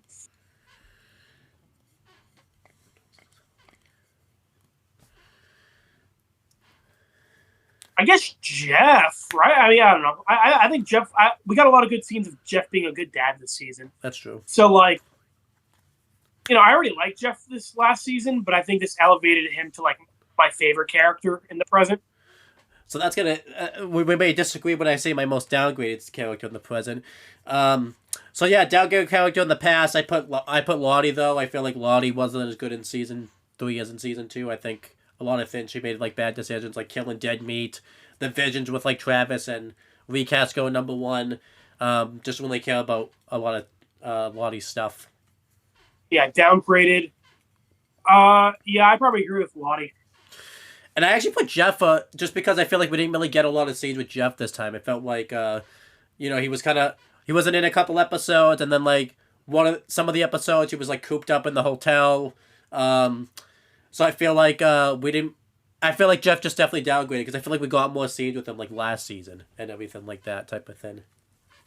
Yeah, I mean, I agree. We definitely got a lot less of Jeff, but I think what we did get was good. I do agree though that it's unfortunate he got such a cut time. But in terms of downgrade, I'm gonna go with Lottie, which is weird because I already didn't like her last season, but like I think I liked her a little bit more than you. And then this season she just like showed up and then died. That was kind of it. Yeah, I was gonna put Lottie too. That was my second choice. And then we put character LVP. For the past, I put Shauna. Basically, everything that goes wrong in the past for everyone is because of, which is a point of a character, but like, because of a fight with Molly, it causes Ben to capture her, and then Ben himself gets captured. She makes the trial, Ben vote guilty, so then it causes him to get tortured. I'm trying to think of what else happens. Honestly, Natalie might not have killed Ben if Shauna didn't mention that one line to Natalie. Oh, we'll get it right. Like if she was maybe more sympathetic towards like him getting tortured, type of thing, and then she makes like, I guess she she was gonna kill Hannah if she didn't get talked out of it, type of thing, by everybody else like originally, and then she makes it so that everyone can't go get rescue. And then, I guess the hunt really, I can't really say anything wrong, but basically everything that went wrong for the characters in season 3 was because, and again, like I said, not that Shauna's our least favorite character. Least favorite character is like who's not, Yes, least favorite is very different from least favorite. Least favorite is very different from LVP. Least valuable player. Yeah, because I agree. Shauna is like the least valuable player. She is a detriment to everybody else, but that is like the point, Yeah. And then for the present, who did I put for LVP? I mean, there really wasn't anyone like keeping anything from getting done, so I just put like Thaisa because like she didn't really do anything with anybody else, so I just put Thaisa. Yeah, I would also agree. Yeah. And then we'll do MVP. I put Ben, and unfortunately, I have to agree with you. He really didn't do it. It has to be Natalie. I wanted to put Ben. The main reason I put Ben is because I also don't think the season was as good once he was out of it, type of thing. I feel like the season struggled to kind of live up to it, but I think it probably had. I think MVP for this season is really challenging because no one really gets anything like done this season. But I will put Natalie because even though Natalie's the one that's like trying to be reasonable, she organizes the trial even though she ends up kind of fucking that up. She's like organizing. She decides kind of Ben's fate originally in episode 5. We find out that she kind of like, again, it was all off camera, but like we find out that she was kind of the one that was able to kind of like get a community going. And then at the end, she's the one that's able to call for rescue. And she's like the one that like at least trying to make, as much as the writers let her, trying to make plans of how to get out of there type of thing. Yeah, I agree. Because obviously, as we're going to talk about, Ben is my favorite, at least. Probably your favorite too. But yeah, for MVP, Ben isn't really in a position to do much. Whereas, like you said, Natalie is doing as much as she can, and what does get accomplished this season is basically thanks to her. So I would definitely consider Natalie to be MVP. And then I think I put present Misty. She's like the one like trying to solve Lottie's murder. She's the one that kind of like gets the gears in motion, like the final gears in motion for Jeff and Callie to leave. She had nothing to do with shit that happened with Backwards Cap Girl. She was like, "Fuck this shit, I'm out." Yeah. So yeah, I would also consider Misty present day to be MVP. And then although like side MVP is Jeff, because again, as soon as Shauna was out of the picture, he got that fucking job. Yeah. He was Callie, improve after she was in a depression and dying after killing Lottie. Like I would give Jeff like honorary MVP. But fair. In terms of like actual. And then most disappointed character, who was a character that had a lot of that like really disappointed us this season. Again, I feel like Cody. He was the Declan of this show who was just brought in to hype up Shauna. They really built him up like he was going to be something, and then they killed him off like way too quickly in a really stupid way. Yeah, I agree. Cody is you know what? For LVP, and I was gonna say I'm gonna change my LVP answer to Hannah, but like Hannah was only in that situation because of Shauna, so never mind. Yes. Yeah, at least pointing is Cody. Honestly, I might say all of the scientists, Dead Meat, Hannah, and Cody. But if I had to pick one out of the three, I would pick Cody. Yeah, I think just Cody was the more interesting one that like could have been something. Yeah, he's interesting morals. He like knew how to survive. He only knew how to get out of there. I just liked his vibes. And then they were setting something up with him, kind of shady, and they just didn't do anything with it. Yeah. I think the president I put Callie, they had like said she was gonna have a bigger role this season, and it just really didn't end up being that. Most disappointing. And then when I put like Thais or Van, because I kind of expected the plots to be shit. Already sucked, so I kind of was expecting it to suck this season. So like yeah, probably Callie, because again, like you said, they didn't really do much with her storyline. Her storyline is more so tied to Jeff, and then her killing Lottie is kind of just like an after thing. Yeah. A character that exceeded expectations in the past.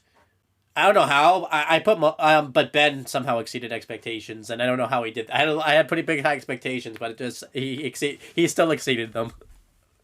His actor was fucking going above and beyond for his paycheck. Whatever they were paying him, they were not. It was not nearly enough. Do you agree? Was it Ben that exceeded expectations? Yeah. Or maybe Backwards Cap Girl, just because Backwards Cap Girl only had like one line last season, and then I liked her stuff in the past. Actually, I'm gonna change my answer because as much as I want to put Ben, I'm gonna put Natalie because like this was the first time in the season where like one of the main characters had to come in with the present day character being gone, so Natalie kind of have. Yeah. I was worried they were gonna like screw over Natalie in the past because their actress was gone in the present. But no, they made her the hero this season, which I appreciate. So I'll say Natalie. That exceeded expectations. Yeah, between Ben, Natalie, and Melissa.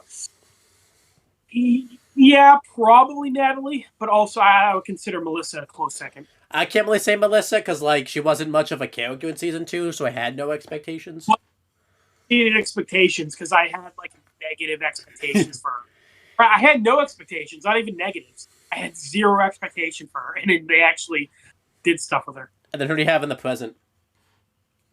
Present exceeded expectations. Shauna, I guess. Yeah, me too. And then worst character. Who's your worst character in the past? I think I know who it is. You've told me. Say that again. Travis. I'm still gonna go Lottie. I feel like Travis. One, he didn't really say much this season. I know you kind of hate Travis anyways, but like, he kind of turned me around a little bit, like in episode 8 when like he was like the one finally speaking about like wanting to get out of there and stuff. So like, yeah, turned it around a little bit in that moment, but nothing else really came from him after that. Yeah.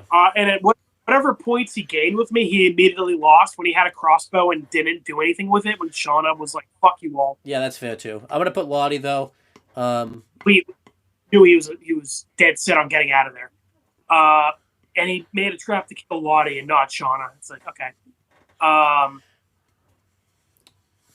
Yeah, and then we didn't get his thoughts on like anything for the longest time. Yeah.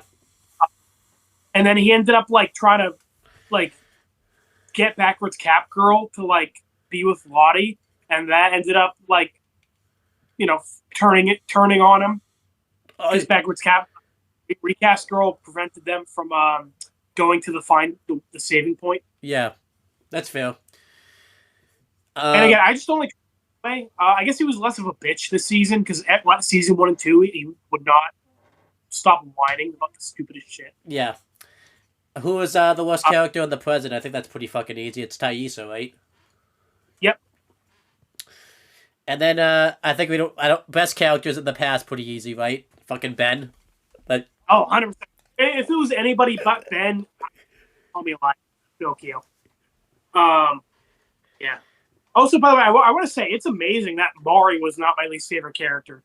You know, again, the show did enough just to put her above Travis. Yeah. And then who is the best character in the present? I think Sean is probably the best actual character in the present. In the present, best character? I'm still going to go with either Callie or Jeff. If you had to pick one. Yeah. I'm going to ask you... I get a storyline of him kind of realizing that he needs to get away from Shauna. And it's not just for himself, but also for his daughter. Oh, and for you, what's the worst moment in the past? I think I have the same thing as you do, but let's see what it is. Shauna telling everybody they're staying and everybody else not giving a fuck. That's what I put. And I think the present's the same, right? Lottie's death? Yep, Lottie's death. Well, you know what? No, not Lottie's death. How we found out she died. Again, like when we get a text message and then we just like get that slow zoom out of her at the bottom of the stairs. Yeah. I think that was worth itself. I guess I should write the reveal of Lottie's death. I should put instead. Also tied into that, again, you know, when like Misty has everybody over at her house, and it's treated like a joke. Excuse me. Yeah. And the best moment, I put Ben's death. That's fantastic. I would do Ben's speech at his trial. Would be my favorite. Is that just because you don't want to repeat the same answer over and over again, or is that actually your favorite? Depends on my mood, but for now, that is my answer. Again, the actor did such a good fucking job.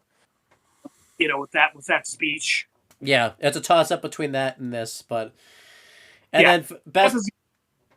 It might be my first, depending on when you ask me. Best moment in the present, I am gonna say, Jeff finally like that talk the actual talk that Jeff and Callie have, where like Jeff like finally has the decision to like leave Shauna type of thing. I think my favorite moment is that last scene with Shauna when she's like alone.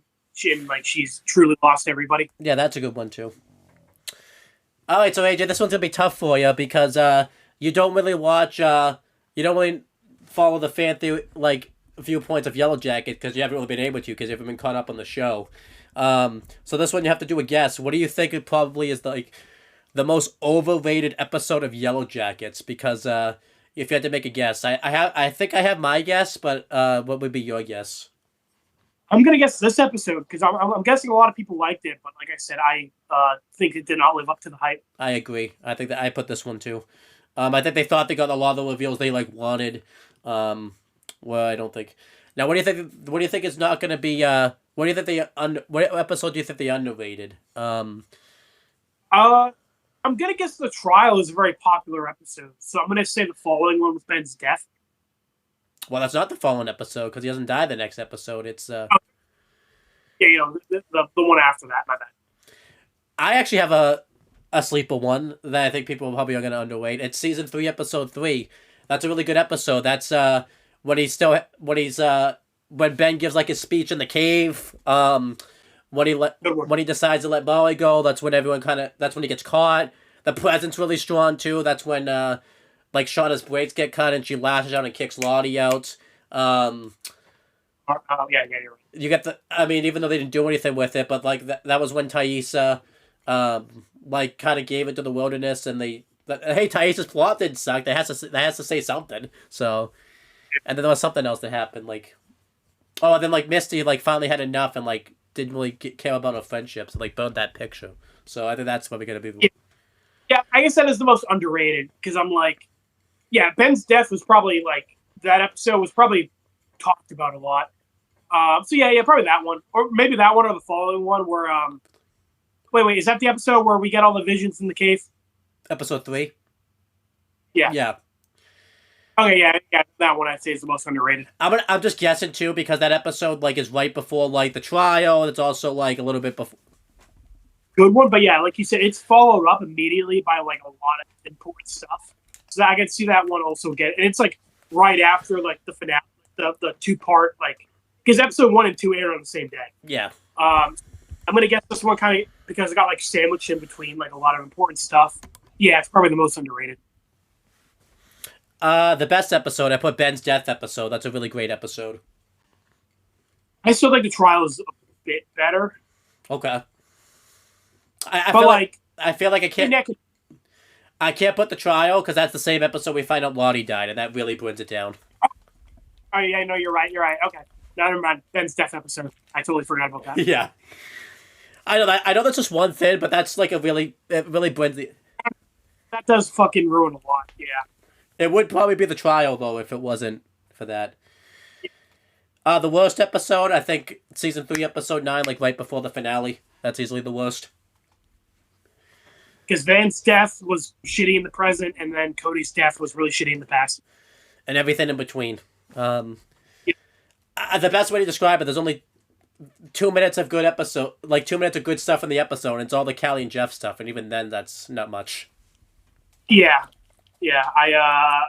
I definitely did not like that episode. I think I gave, what did I give it? I gave it like a D, didn't I? No, we gave it an F. Okay, yeah. That's our lowest rating for an episode. So yeah, and yet somehow I don't even think that's the worst episode. It's still season 2 finale because again that has a big thing with Natalie dying. So you're right. But Ben saved that episode single-handedly from being an F to a D. So what? So I guess I kind of look forward to next season. What is something you're not looking forward to next season? We'll start with the past. I'm gonna go first. I'm kind of thinking about this. In a weird way, I'm like, even though I'm kind of looking forward to seeing what they'll do with Shauna, but I'm kind of not because they haven't handled it the best, like how they'll do with with Shauna versus the group, because it's like they've handled it really weird in the past already. I feel like they may not stick the landing again with Shauna versus everybody type of thing.